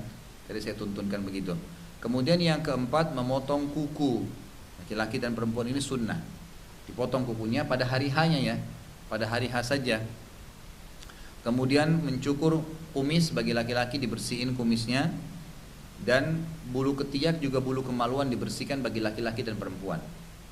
Tentu memotong kuku laki-laki perempuan, bulu ketiak dan bulu kemaluan itu juga laki-laki dan perempuan. Mencukur kumis sampai bersih itu juga itu khusus untuk laki-laki. Dan ini karena Nabi SAW mengerjakan hal tersebut. Kemudian selanjutnya sunnahnya mengulang-ulangi talbiyah. Tadi labbaik Allahumma labbaik, labbaik la syarika lak labbaik, innal hamda wan ni'mata laka wal mulk la syarika lak. Nanti saya pakai mic di bus, Bapak Ibu tinggal ulangin. Saya ulangi lagi, diulangin lagi gitu kan. Nanti kalau ada buku panduannya dikasih oleh travel juga bagus, di pesawat setelah niat dibaca-baca talbiyahnya. Yang dekat dengan saya sih ya gampang, tinggal saya tuntun gitu kan. Tapi ya insya Allah bisalah diamalkan sendiri masalah ini. Ini setiap kali ada kesempatan. Kemudian termasuk juga setelah ihram, setelah niat, selain talbiyah kita dianjurkan memperbanyak zikir dan doa kepada Allah Subhanahu wa taala. Zikir apa sajalah, ya gitu, zikir apa saja. Saya sarankan Bapak Ibu mengamalkan, kalau yang belum pernah jalankan selama ini, dijaga zikir pagi sore. Jadi ada buku panduan, nanti bisa diambil sama Ibu Ami gitu kan. Ada buku panduan doa yang bisa dibaca zikir pagi sore. Pagi dibaca, sore dibaca. Nah termasuk juga tadi positif, kalau Bapak Ibu selesai sholat subuh, sambil kita tunggu terbitnya matahari, kalau nggak terlalu rame, itu bisa diisi dengan tawaf ya. Jadi tawaf itu boleh dikerjakan kapan saja. Ya, termasuk ibadah. Kadang-kadang saya kemarin lihat kalau pas lagi kosong, ya, saya tidak begitu rame ya. Kemarin pas memang bulan Maret itu lagi rame-ramenya umroh. Ya, saya tidak tahu dengan April ini, tapi yang jelas bulan Maret kemarin sangat padat gitu. Sehingga pada saat habis subuh kami nggak bisa. Pernah sekali saya mau tawaf gitu rame sekali, padat. Apalagi sekarang lagi perbaikan gitu kan. Nah kecuali kita bisa dapat piringan yang baja ringan yang baru dibuat itu tuh bagus sekali. Kemarin kami coba di atas leluasa dan sangat luas. Nah kalau bisa masuk di situ sangat bagus. Tapi biasanya dibatasi karena orang yang pakai kursi roda yang boleh masuk gitu. Nah kemarin kami sempat bolos ya masuk di situ. Yang jelas bisa diisi, bisa sambil tawaf, sambil baca zikir pagi, gitu kan? Mungkin Bapak Ibu bisa berpasang-pasangan, tinggal baca saja bukunya. Suaminya baca, istrinya ikutin sambil tawaf 7 kali. Biasanya setelah tawaf 7 kali itu sudah terbit matahari, tinggal sholat 2 rakaat aja. Habis itu pulang sarapan ke hotel, gitu kan? Jadi kita bisa menggunakan banyak hal gitu, banyak manfaat di situ. Baik, kemudian ada larangan-larangan ihram yang harus ditahu ya, larangannya. Jadi pantangannya nggak boleh kalau lagi ihram melakukan ini. Kalau dilanggar maka akan kena dam, sembelih hewan tadi, atau puasa. Ya. Atau memberi makan orang miskin. Yang pertama menutup kepala dengan penutup apapun bagi laki-laki yang langsung di kepalanya. Kopiah, kain ihramnya, atau apa saja yang langsung di kepala. Tapi kalau payung nggak apa-apa, jauh dari kepala gitu kan, tidak ada masalah.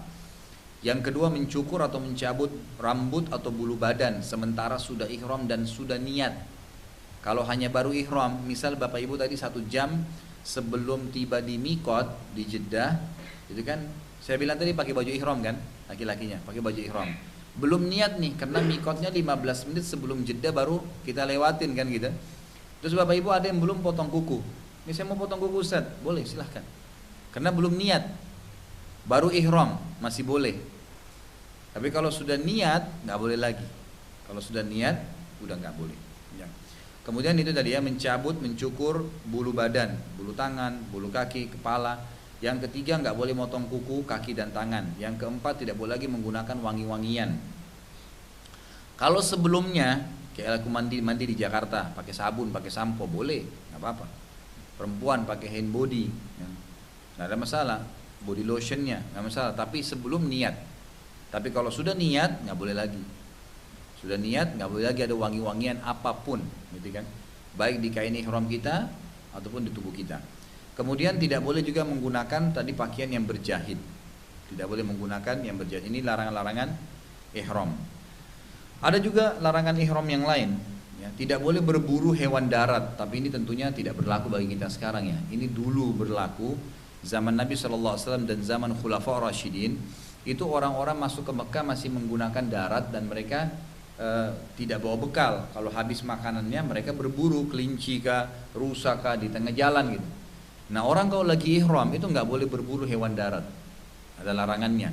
Sebagaimana Allah Subhanahu Wa Taala mengatakan dalam surah Al-Maidah urutan 6 ayat 95, A'udzubillahi minasyaitonirrajim.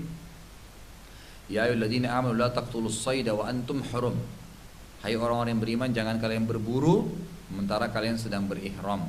Sementara kalian berihram. Tapi kalau seandainya kita makan makanan yang bukan kita yang berburu gitu kan. Misal ada restoran yang jual makanan, ya, itu pun sekarang tidak ada ya yang buruan. Tapi kalaupun ada maka kalau bukan kita yang berburu, ulama mengatakan tidak ada masalah. Yang ketujuh adalah larangan ihram, tidak boleh melakukan hal-hal yang memunculkan syahwat. Suami istri pun tidak boleh. Apalagi kalau bukan suami istri, tentu lebih dilarang gitu kan. Tapi suami istri jelas tidak boleh kalau sudah niat ihram, Bapak Ibu sekalian. Jadi kalau sudah ihram, sudah niat, maka di-cut semua pembicaraan apapun yang bisa memunculkan syahwat. Pembicaraan, termasuk sentuhan-sentuhan yang berbau syahwat dari ciuman, sentuhan.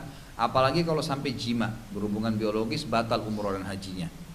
Kalau sampai berhubungan biologis, misal masuk ke hotel kemudian berhubungan, belum umroh, lagi ihram, ini nggak boleh, batal umrohnya. Dan gitu. Kalau haji juga batal hajinya. Tapi kalau dia cuma berkata-kata, maka mengurangi pahala. Itu yang kita jelaskan ya kafarahnya. Kata Allah SWT dalam surah Al-Baqarah urutan 2 ayat 197, A'udzubillahi minasyaitonirrajim, fala rafatha wala fusuka wala jidala fil hajj. Tidak boleh ada rafath, tidak boleh ada perbuatan fasik, tidak ada berbantah-bantahan selama haji dan umrah. Apa itu rafath? Tidak ada rafath, tidak ada kata-kata yang mengundang syahwat. Kan gitu. Tidak boleh berbuat fasik, dosa. Bersentuhan dengan yang bukan mahram misalnya, berbuat dosa lah.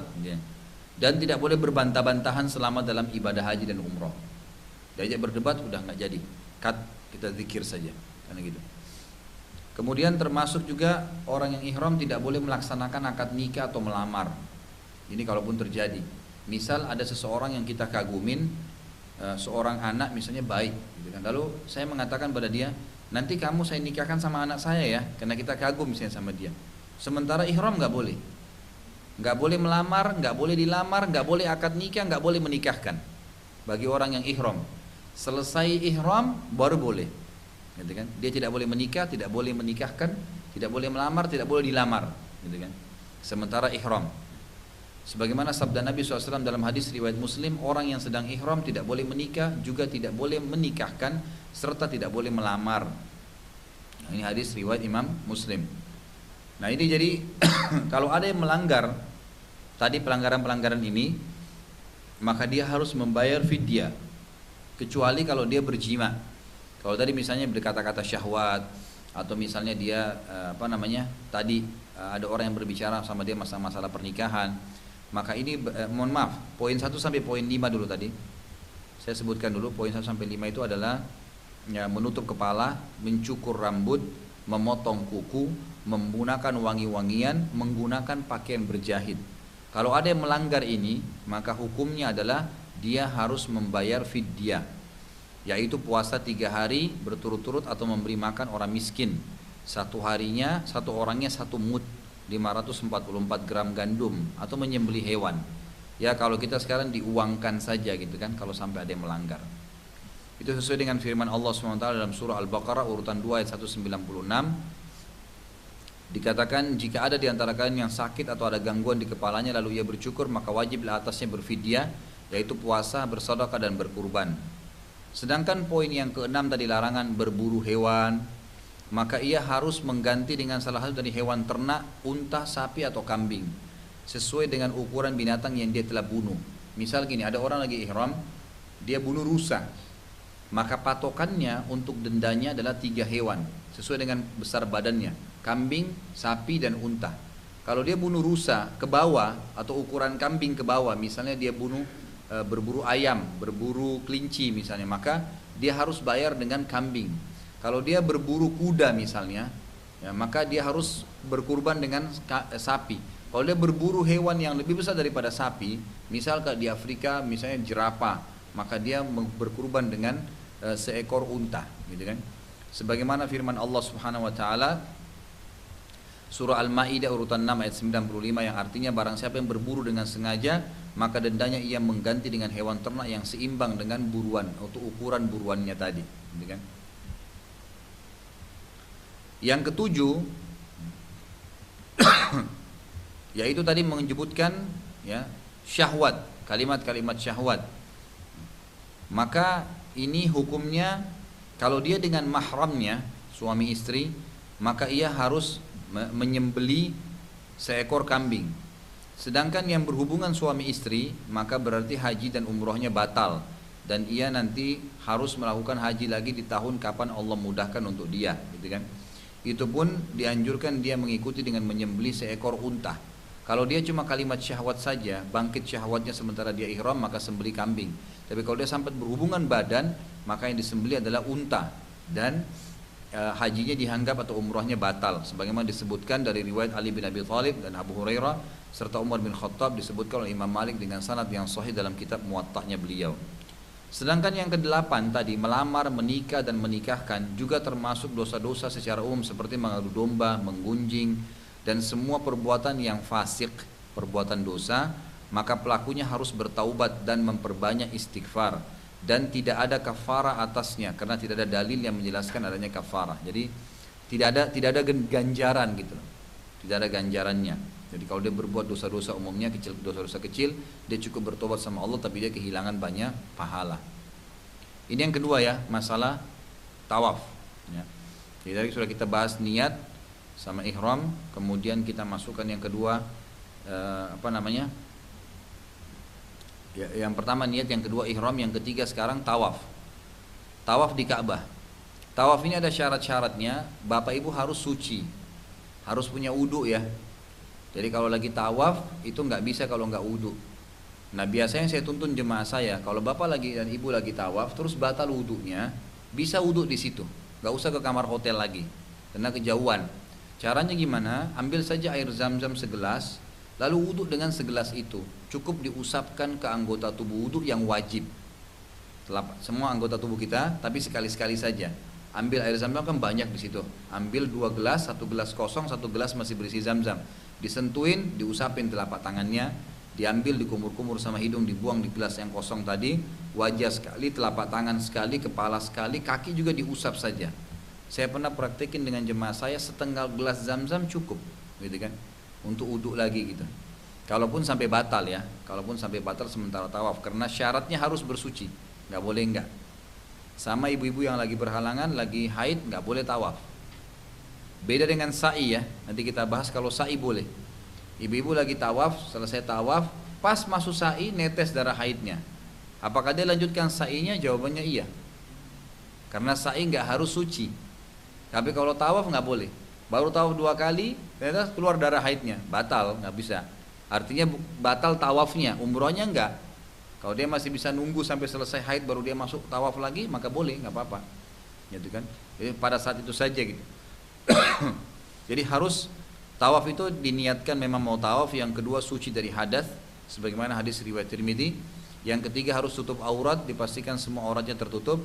Yang keempat tawaf hanya di Ka'bah. yang kelima menjadikan Ka'bah di sebelah kiri petawaf, gitu kan? Kita melawan arus jam. Kemudian yang keenam, tawaf sebanyak 7 kali dan berturut-turut kecuali bila ada hajat darurat. Misal tiba-tiba batal wudu, gitu kan? Nah, kalau Bapak Ibu lagi tawaf, kan patokannya Hajar Aswad ya. Misal ini sudut Ka'bah, misalnya laptop saya ini, di sini ada Hajar Aswad misalnya. Kita jalan, ini pintu Ka'bah di sini. Kita akan jalan mulai tawaf di sini kan, mutar terus sampai ke sini lagi, ini dihitung 1 sampai ke Hajar Aswad. Kalau Bapak Ibu pas tiba di Rukun Yamani di sudut sebelum Hajar Aswad ya, nanti dari Rukun Yamani ke Hajar Aswad kita disunnahkan baca Rabbana Atina Fid Dunya Hasanah. Selebihnya bebas berdoa apa saja gitu kan. Kita pasti pada sini batal wudunya. Kalau batal wudu di sini belum sempat sampai di Hajar Aswad, tawaf itu dianggap batal. Misal putaran kedua berarti batal. Tapi putaran pertama sah, nggak apa-apa. Bapak Ibu wudu, berarti mulai lagi tawaf dari sini tapi dihitung yang kedua. Kecuali sempat kita sampai di Hajar Aswad baru keluarin angin misalnya, maka berarti kita wudu masuk tinggal lanjut lagi yang ketiga. Terus selanjutnya, gitu kan? Ini pemutaran tawafnya gitu. Baik, kalau Hajar Aswad itu sunnahnya kita menciumnya ya, kalau mampu. Walaupun sekarang sangat sulit karena padat sekali. Dan saya selalu anjurkan, bukan saya melarang ya, tapi saya anjurkan untuk tidak berdesak-desakan gitu, karena susah sekali. Orang sampai disiku-siku, sampai ada yang jatuh tasnya. Kemarin ada jemaah yang maksain, saya sudah bilang cuma Hajar Aswad itu hukumnya sunnah. Kalau sempat silakan, kalau enggak apa-apa. Bahkan dianjurkan kita kalau enggak bisa sudah kita tinggal berikan isyarat dengan tangan. Kita mengatakan Bismillahi Allahu Akbar sekali saja. Enggak usah cium jauh gitu. Ada orang soalnya cium jauh ke Hajar Aswad gitu. Nah, itu enggak perlu. Cukup Bismillah Allahu Akbar sekali selesai. Udah kita mulai. Dan usahakan patokannya adalah lampu hijau. Nanti saya selalu ingatin, kalau tahu sama saya akan bilang, sebentar Bapak Ibu sekalian belum, tunggu lampu hijau. Saya akan ingatkan terus nanti, dekat Hajar Aswad. Begitu lampu hijau sebelah kanan kelihatan, baru kita mulai mengatakan Bismillahirrahmanirrahim, tanda mulai tawaf lagi. Sebelum tiba lampu hijau, jangan angkat tangan dulu, karena itu masih dihitung tawaf yang sebelumnya. Sampai lampu hijau kebetulan nyerongannya Hajar Aswad gitu ya. Dia agak miring. Hajar Aswad di sini dia ke sana gitu. Bukan sejajar begini ya, tapi dia agak miring ke sana, kelihatan nanti lampu hijaunya. Baik, itu diantara sunnahnya. Kalau kita tidak bisa maka jangan dipaksain, cukup Bismillahi Allahu Akbar. Ada sunnah-sunnah tawaf Bapak Ibu sekalian. Ramel itu berlari kecil. Disunnahkan di 3 putaran pertama, laki-laki itu berlari kecil. Tapi ini kita tidak bisa lakukan karena padatnya orang yang tawaf ya. Jadi cukup saja kita berjalan biasa gitu ya. Kemudian yang kedua al-iddiba. Iddiba ini memperlihatkan pundak kanan laki-laki. Nanti kain ihramnya kan ditutup semua. Nah, untuk 3 putaran pertama tawaf diputar, dibawa ketiaknya ke lengan kirinya. Jadi lengan kanan kelihatan untuk laki-laki saja. 3 putaran pertama, putaran keempat, kelima, keenam, ketujuh ditutup kembali. Nanti juga insya Allah saya akan ingatkan, kalau Bapak Ibu masih sama saya dan tidak berpencar dari kelompok kita, insya Allah akan saya tuntun gitu. Kemudian yang ketiga sunnahnya selain iddiba tadi meninggalkan lengan kanan, mencium Hajar Aswad bila mampu. Juga sunnahnya membaca pada saat tawaf, mulai tawaf Bismillahi wallahu akbar. Ini juga akan saya tuntun insya Allah nanti. Bismillah dengan nama Allah, Allahu Akbar, Allah Maha Besar. Allahumma imanan bika, ya Allah ini karena iman kepadamu, wa tasdiqan bi kitabika, dan membenarkan kitabmu, wa wafaan bi ahdika, dan menjalankan apa yang telah kamu perintahkan kepada kami, wattiba'an li sunnati nabiyyika Muhammadin sallallahu alaihi wasallam, dan mengikuti sunnah Nabi Muhammad sallallahu alaihi wasallam. Ini juga sunnah dibaca pada saat mulai tawaf kita. Kemudian pada saat tawaf dianjurkan untuk kita selalu memperbanyak doa, sampaikan hajat-hajat kita di sementara tawaf gitu kan. Sementara tawaf perbanyaklah doa kepada Allah Subhanahu wa taala, terutama di multazam antara Hajar Aswad dengan pintu Ka'bah. Tentu semua ini kita dianjurkan berdoa gitu kan, tapi ini fokus doa ya, hajat yang paling penting di sini di multazam itu tadi. Karena ada athar yang menyebutkan termasuk doa mustajab. Nah, nanti ada sunnah juga dari ini Hajar Aswad nih, sebelum Hajar Aswad, mohon maaf ada namanya Rukun Yamani. Antara rukun sudut sebelum Hajar Aswad dengan Hajar Aswad itu namanya ini rukun yamani ke Hajar Aswad. Dibaca Rabbana atina fid dunya hasanah. Nanti di sini sementara tahu saya ingatin. Kalau sudah dengar suara saya Rabbana atina fid dunya hasanah, Bapak Ibu juga baca itu. Kan gitu. Nanti kita baca di sini sampai terakhir wa qina adzabannar wa adkhilnal jannata ma'al abrar ya rabbal alamin. Ini kita akan baca. Kemudian setelah selesai kita tawaf sudah yang ketujuh. Setiap tawaf kita bilang Bismillah Allahu Akbar depan Hajar Aswad kecuali yang ketujuh. Nanti yang ketujuh nggak usah lagi angkat tangan. Saya akan ingatkan ini yang kelima, ini yang keenam. Pas yang ketujuh saya bilang nggak usah lagi angkat tangan, karena mengangkat tangan isyarat itu berarti baru memulai tawaf lagi. Karena yang ketujuh sudah selesai kan. Nanti saya akan tuntun Bapak Ibu sekalian, ayo sama-sama kita ke belakang makam Ibrahim. Nanti kita tidak langsung ini pijakan kaki Nabi Ibrahim langsung di belakangnya, enggak. Ini kita diinjak-injak orang nanti. Ke belakang sekali ada tempat saya akan tuntun. Bapak Ibu tolong kerjasamanya ikutin saya sampai ke tempat saya bilang di sini aman baru sholat. Sholat 2 rakaat di belakang makam Ibrahim dan dianjurkan membaca rakaat pertama Al-Fatihah dengan Al-Kafirun. Qul ya ayyuhal kafirun. Rakaat kedua Bapak Ibu baca Al-Fatihah dengan Al-Ikhlas. Qul Allahu ahad. Nanti saya ingatkan lagi juga insyaallah di sana saya ingatkan lagi. Sholat, habis sholat berdoa yang tenang di situ. Selesai, berarti tawaf sudah selesai. Juga rukunnya di sholat di belakang makam sudah selesai. Sunnahnya setelah itu kita minum air zam-zam. Nah di sebelah antara makam Ibrahim dengan sa'i, tempat ke tempat sa'i itu ada tempat minum air zam-zam. Kemarin baru beberapa minggu lalu saya tuntun umroh ini, saya sudah bahasakan ke bapak ibunya. Di sini minum zam-zam ya, tapi jangan lebih dari 1 gelas. Hanya sekedar jalanin sunnah supaya nanti jangan sa'i mau kencing lagi, mohon maaf. Karena ini sering kita hadapi kendala yang sama gitu. Akhirnya ada 1-2 orang yang mau kamar mandi, yang lainnya terhambat, gitu kan. Syukur-syukur kalau ada guide, ada yang bisa bantu saya nanti dari travel yang membantu untuk menemani kamar mandi, nanti dia bantu menyelesaikan gitu, nggak apa-apa. Tapi kalau saya lagi yang harus tuntun ke kamar mandi, maka ini jadi panjang lagi, yang lainnya terbengkalai gitu kan. Baik, jadi nanti kita minum hanya sunnah Nabi, duduk, minum zam-zam dan berdoa apa saja yang dibutuhkan. Karena memang zam-zam termasuk mustajab doa. Itu kan kalau kita minum, duduk sambil hadap kiblat berdoa, minum. Kemudian kita ke sa'i. Kita kembali ke sa'i, kita akan pergi ke sa'i Gunung Safa dan Marwah. Safa dan Marwah ini kita dianjurkan untuk melakukan. Ini sudah masuk ke rukun yang keempat ya. Jadi tadi pertama sudah niat, ihram, tawaf, sudah selesai. Kita akan masuk ke sa'i. Sa'i dari Safa ke Marwah. Saya akan tunjukkan ini Gunung Safa, ini Gunung Marwah, dan akan bersama dengan saya nanti. Setiap ada yang terhambat pun, terpisah sebentar mau minum mau apa segala, tetap kita tunggu di Marwah. Karena setiap di Safa dan Marwah akan ada baca doa, baca ayat. Innas Safa wal Marwata min syairillah faman hajjal baita wa i'tamara fala junaha alaihi yatawafu bima wa man tatawwa khairan fa innallaha syakirun alim. Nanti saya tuntun dengan suara keras, Bapak Ibu tinggal ikutin saja. Itu kan di setiap Gunung Safa, di setiap Gunung Marwah. Baik, kata Nabi SAW, lakukanlah sa'i karena sungguhnya Allah telah mewajibkan sa'i atas kalian. Hadis sahih riwayat Imam Ahmad dan juga Ibnu Majah. Juga tadi itu yang saya bilang berdoa di multazam itu, disuruh berdoa itu ada hadis yang sahih riwayat Ibnu Abbas radhiyallahu anhu ya. Sa'i itu syarat-syaratnya niat dan yang kedua tertib, itu saja syaratnya kalau sa'i. Niat dalam hati memang mau sa'i, bagian daripada perintah agama gitu kan, dalam hati saja. Kemudian tertib, Safa ke Marwah 1, Marwah ke Safa 2, tertib gitu. Dimulai dari Safa diakhiri dengan Marwah nantinya.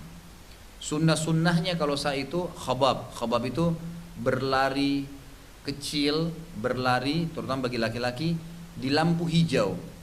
Kalau dulu beberapa tahun lalu lampu hijau itu cuma kecil, di tembok ditaruh. Sekarang enggak, panjang, Masya Allah, besar. Jadi kelihatan sekali lampu hijau itu. Nanti bagi bapak-bapak berlari kecil. Biasanya saya ajak bapak-bapaknya untuk berlari, nanti ibu-ibunya nyusul, kita tunggu di ujung lampu hijau itu. Supaya tetap menjalankan sunnah Nabi gitu kan. Baik, nanti kita khabab. Kemudian kita berhenti dan berdoa setiap kali tiba di Safa atau Marwah. Ini juga termasuk sunnahnya. Nanti yang saya bilang tadi kita baca Innas Safa wal Marwah dan seterusnya, itu akan saya tuntun di Safa dan di Marwah. Kemudian bertakbir 3 kali juga termasuk sunnah sambil mengatakan Allahu Akbar, Allahu Akbar, Allahu Akbar, lalu baca Innas Safa wal Marwata min syairillah. Ini sunnah ya. Kemudian sudah juga membaca la ilaha illallah wahdahu la syarika lahul mulku wa lahul hamdu wa huwa ala kulli syai'in qadir. La ilaha illallah wahda sadaqa wa'da wa nasara abda wa hazamal ahzaba wahda. Ini juga termasuk sunnah untuk dibaca, yang artinya tidak ada Tuhan yang berhak disembah kecuali Engkau ya Allah, tidak ada sekutu bagimu, Engkau lah pemilik kerajaan dan Engkau lah memiliki segala macam pujian, ya. Dan Engkau mampu mengerjakan apapun yang Engkau inginkan. Tidak ada Tuhan yang berhak disembah kecuali Engkau, tidak ada sekutu bagimu, Engkau telah membenarkan semua janji-janjimu dan Engkau telah memenangkan hamba-hambamu, terutama Nabi Muhammad SAW maksudnya, dan Engkau telah mengalahkan semua musuh-musuhmu dengan sendirian gitu. Ini kita sunnah membaca, nanti saya coba tuntun insya Allah. Kemudian yang keempat, sunnah bersuci, lagi sa'i ya, jadi kita berlari kecil di lampu hijau, kemudian berhenti di setiap Safa Marwah berdoa, bertakbir 3 kali. Yang keempat bersuci, sunnah. Tapi kalau batal wudu nggak apa-apa. Kalau lagi sa'i, bapak pun batal wudu nggak apa-apa. Jadi kan, tapi kalau mau dalam keadaan wudu lebih besar pahalanya. Kemudian berjalan kaki bila mampu. Kalau sudah nggak mampu baru pakai kursi roda gitu kan. Ya, kemudian yang keenam, kita memperbanyak zikir, berdoa dan minta ampun dari segala macam kesalahan kita.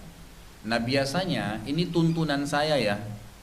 Ya, karena tidak mungkin saya bisa tuntun doa atau Bapak Ibu mengikuti doa-doa saya gitu kan.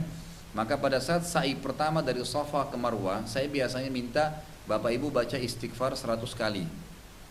Baca sendiri udah, astagfirullah wa atubu ilaih, astagfirullah wa atubu ilaih, terus sampai ke Marwah. Nanti dari Marwah ke Safa saya tuntun lagi, Bapak Ibu baca salawat ya 100 kali. Allahumma salli ala Muhammad, Allahumma salli ala Muhammad, Allahumma salli. Terus nikmatin aja zikirnya. Dan perlu Bapak Ibu tahu, subhanallah, siapa yang mendesak orang pasti didesak sama orang lain. Jalan tenang, lagi tawaf, lagi sa'i, jangan pernah bentrok sama orang lain. Insya Allah dinikmatin pergerakannya, kena ada ibadah, nilai ibadahnya. Dan pasti Allah mudahin. Allah mudahin. Kapan kita tidak desak orang lain, kita tidak marah-marah, tidak apa segala itu, kita akan malah lebih cepat selesai, malah lebih tenang gitu kan. Maka nikmatin, jangan terpengaruh dengan orang. Nanti di sana kan ada kulit hitam, ada kulit putih, ada gemuk, ada kurus. Kita terpengaruh kadang-kadang ngelihat orang lalai tidak berzikir, enggak. Ya, turunkan pandangan kita, jangan terpengaruh dengan lingkungan sekitar atau apa orang yang sedang jalan, orang sedang berbicara. Kita tinggal baca berzikir. Sa'i dari Marwah ke Safa kita baca salawat kepada Nabi SAW. Ini tentu boleh bebas baca apa saja. Saya bilang supaya jemaahnya tidak kosong waktunya, karena kita dianjurkan memperbanyak zikir. Baca salawat Allahumma shalli ala Muhammad, Allahumma shalli ala Muhammad sampai ke Marwah, itu yang kedua. Sampai ke Safa, dari Marwah ke Safa. Tadi dari pertama Safa ke Marwah 1 kali kita baca istighfar 100 kali semampunya. Nanti dari Marwah ke Safa kita baca salawat gitu kan. Dari Safa ke Marwah lagi yang ketiga kita baca la haula wala quwata illa billah 100 kali lagi, usahakan baca. Nanti dari Marwah ke Safa lagi kita baca la ilaha illallah wahdahu la syarikalah dan seterusnya. Kemudian dari Safa ke Marwah lagi yang kelima kita membaca subhanallah walhamdulillah wa la ilaha illallah allahu akbar. Yang keenam nanti ya dari Marwah ke Safa kita membaca subhanallahi wa bihamdi subhanallahil azim. Yang ketujuh terakhir dari Safa ke Marwah memperbanyak doa khusus hajat-hajat kita. Tapi sekali lagi ini boleh 7 kali putaran, 7 kali sa'i pun boleh, berdoa apa saja. Ini saya cuma tuntun berzikir gitu kan, berzikir kepada Allah Subhanahu wa taala. Baik, yang terakhir adalah tahallul, mencukur rambut. Bagi laki-laki afdalnya menggundul kepalanya bagi laki-laki. Dan insya Allah setiap helai rambutnya akan dinilai pahala oleh Allah Subhanahu wa taala. Bahkan Nabi SAW mendoakan 3 kali rahmat bagi orang yang menggundulnya. Tentu kalau kita gundul karena kriminal malu gitu kan. Tapi kalau gundul karena umroh dan haji nggak ada masalah gitu. Kemarin alhamdulillah sempat ada sekitar 30 orang mungkin atau 20 orang laki-laki, ada hakim, ada jaksa yang ikut sama saya. Awalnya ragu, tapi setelah gundul semua alhamdulillah. Nah, ini karena Nabi SAW mengatakan semoga Allah merahmati orang yang gundul. Sahabat mengatakannya Rasulullah orang yang cukur aja. Kata Nabi semoga Allah merahmati orang yang gundul. Orang itu bilang lagi ya Rasulullah orang yang cukur 2 kali. Kata Nabi SAW yang ketiga kali semoga Allah merahmati orang yang gundul. Lalu kata sahabat itu ya Rasulullah orang yang cukur. Nanti yang keempat baru Nabi mengatakan semoga Allah merahmati orang yang cukur. Artinya Bapak Ibu sekalian, kalau Bapak-Bapak terutama saya ingin tanya dan cobalah ya minta kepada Allah agar bisa dimudahin. Kapan lagi kita mau berkorban untuk Allah? Apalagi perhelai rambutnya pahala di sisi Allah SWT. Dan subhanallah dalam hasil survei sebagian ulama, laki-laki itu makin sering gundur rambutnya, sebenarnya dia makin subur rambutnya, gitu kan? Umumnya begitu. Apalagi ini kita korbankan karena Allah Subhanahu wa taala. Baik, nanti kalaupun tidak mau cukur saja boleh, nggak apa-apa kalau mau cukur, tapi cukurnya bukan seperti perempuan. Maksudnya begini, perempuan itu cukup mengambil gunting, cukur sedikit, itu boleh. Laki-laki nggak begitu, harus dari seluruh penjuru kepala. Seperti kita kalau lagi masuk salon mau nyarapin rambut, harusnya begitu. Makanya nanti bapak-bapaknya akan ikut dengan saya, selesai umroh, ibu-ibunya tahallul, cukur masing-masing saling menggunting rambutnya sedikit-sedikit. Kita balik ke hotel, nanti ibu-ibunya boleh nunggu di kamar, bapak-bapak ikut sama saya ke tempat cukur. Yang mau cukur saja boleh, itu bayar sekitar 15 real, yang gundul bayar 10 real, gitu kan? Itu cuma sebentar, insya Allah di bawah hotel kita sudah ada, di bawah tower Zam-Zam itu ada, kan itu. Baik, itu tahallulnya ya. Setelah selesai tahallul sudah nggak ada lagi masalah. Kita sudah selesai. Ini rukun umrohnya. Setelah itu sudah boleh Bapak Ibu kalau sudah tahallul, ingat sebelum cukur rambut nggak boleh, masih berlaku hal-hal larangan ihram. Setelah tahallul baru boleh. Kalau sudah cukur baru boleh ganti baju biasa, boleh berhubungan suami istri, boleh semua, nggak ada masalah. Udah lepas dari umrohnya, sudah selesai umrohnya. Kalau haji ditambah dengan wukuf di Arafah tadi yang saya bilang. Ya, sebagaimana hadis Nabi SAW, Al-Hajju Arafah, dalam hadis Sahih riwayat Imam Ahmad dan Tirmidzi, haji itu adalah di Arafah. Riwayat Bukhari juga dikatakan, aku wukuf di sini di Arafah dan semua Arafah adalah tempat untuk wukuf, kan gitu. Jadi ini jelas sekali. Dan ada doa dianjurkan kita baca di Arafah di dalam hadis riwayat Tirmidzi dengan sanad yang hasan. Kata Nabi SAW, sebaik-baik doa di Arafah yang aku sebutkan dan juga nabi-nabi sebelumku, la ilaha illallah wahdahu la syarika lahul mulku wa lahul hamdu wa huwa ala kulli syai'in qadir. Ini kalau kita haji ya, tambah dengan Arafah. Terakhir Bapak Ibu sekalian, kita tutup manasik kita dengan, kita akan tutup nanti meninggalkan kota Mekah dengan tawaf wada, tawaf perpisahan. Ini sesuai dengan sabda Nabi SAW, hendaklah seseorang di antara kalian tidak meninggalkan kota Mekah kecuali menjadikan terakhir kegiatannya tawaf di Ka'bah. Nah, kalau programnya sama dengan kemarin, ini sama dengan kemarin Bu ya. Kalau sama dengan kemarin berarti nanti kita akan dari Mekah ke Jeddah dulu, gitu kan? Dari Jeddah baru ke Madinah. Nanti ada tur City Jeddah dulu, kemudian baru kita ke Madinah. Karena nanti pesawatnya dari Madinah ke Jakarta langsung pada saat pulang. Baik, nanti kita akan meninggalkan kota Mekah itu sekitar jam 9 pagi menuju ke Jeddah. Makanya pada saat hari terakhir kita akan meninggalkan Mekah, kita akan tawaf wada. Selesai sholat subuh, Bapak Ibu langsung tawaf wada. Tawaf wada ini tawaf biasa saja, tawaf 7 kali. Ya, tidak ada sholat di belakang makam Ibrahim, nggak ada sa'i, nggak ada apa-apa, cuman tawaf. Sama dengan setiap hari, misalnya Bapak Ibu lagi masuk nih, suami istri lagi masuk, habis sholat asar, sudah deh saya mau tawaf dulu, boleh aja tawaf. Habis duhur boleh tawaf, habis subuh boleh tawaf, habis duha boleh tawaf, bebas tawaf, itu ibadah. Ya, setiap saat bisa dikerjakan tawaf, tapi khusus sebelum tinggalkan Mekah dan namanya tawaf wada. Diniatkan tawaf wada, wada itu perpisahan. Jadi kita tawaf habis subuh, tawaf wada, setelah itu kita sholat 2 rakaat yang saya ajarin ya. Sholat yang di waktu isyraq itu, kemudian kita pulang ke hotel sarapan, lalu kemudian barang-barang tentu sudah diambil, sudah dimasukkan, sudah disiapin di depan kamar sebelum subuh biasanya. Hari terakhir itu, malamnya kita sudah diingatkan pada saat makan malam, bahwasanya barang semua harus disiapin koper depan kamar sebelum subuh. Jadi sebelum ke masjid itu sudah siap depan kamar, nanti diangkat oleh teman-teman travel gitu kan. Kita pulang dari tawaf wada, sarapan, udah tinggal masuk, mungkin mandi, ganti baju yang sudah kita siapin di handbag kita, kemudian kita tinggal naik ke bus untuk pergi ke Jeddah, baru kemudian kita masuk ke Madinah gitu kan. Nah di Madinah nanti program insya Allah sementara berjalan pun di sana kita akan banyak diskusikan dan membicarakan lagi program-program yang sudah kita bicarakan ini. Kalau sudah di Madinah nggak ada lagi program apa-apa. Madinah tidak ada umroh, nggak ada apa-apa. Madinah cuma sholat, hotel masjid nggak ada yang lain, gitu kan? Ya mungkin pun Bapak Ibu kalau soal belanjaan nanti di dekat situ banyak pasar-pasar tuh akan gampang ditemani oleh teman-teman guide kita. Ya kurang lebih ini manasik kita. Kalau ada yang mau bertanya silahkan.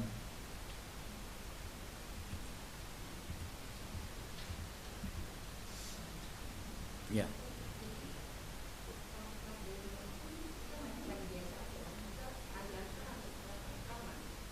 Mandi ihram itu ya mandi semua. Mandi utuh. Jadi dari kepala sama termasuk keramas. Ya. Mandi utuh, mandi niatnya untuk ihram. Nah,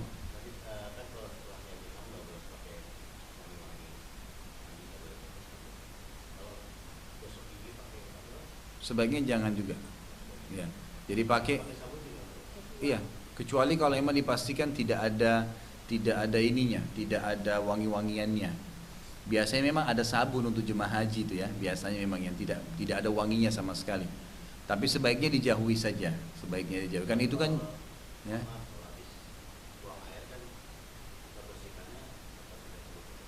Ya, ya tetap saja. Jadi kita usahakan dengan mencuci pakai air lah, ya, semaksimal mungkin dengan air dan itu hanya sebatas sementara berihram saja.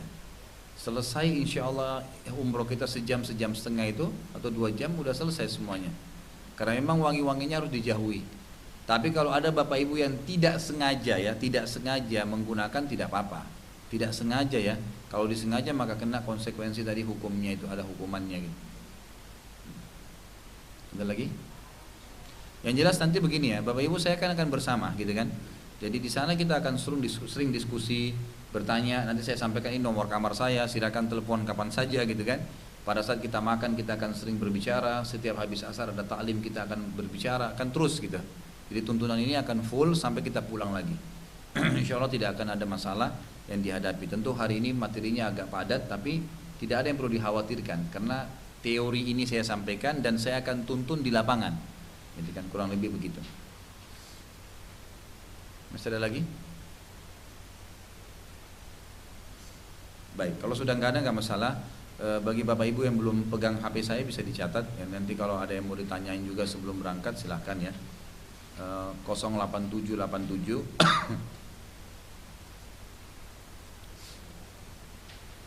ya 08787 807 1504 08787 807 1504.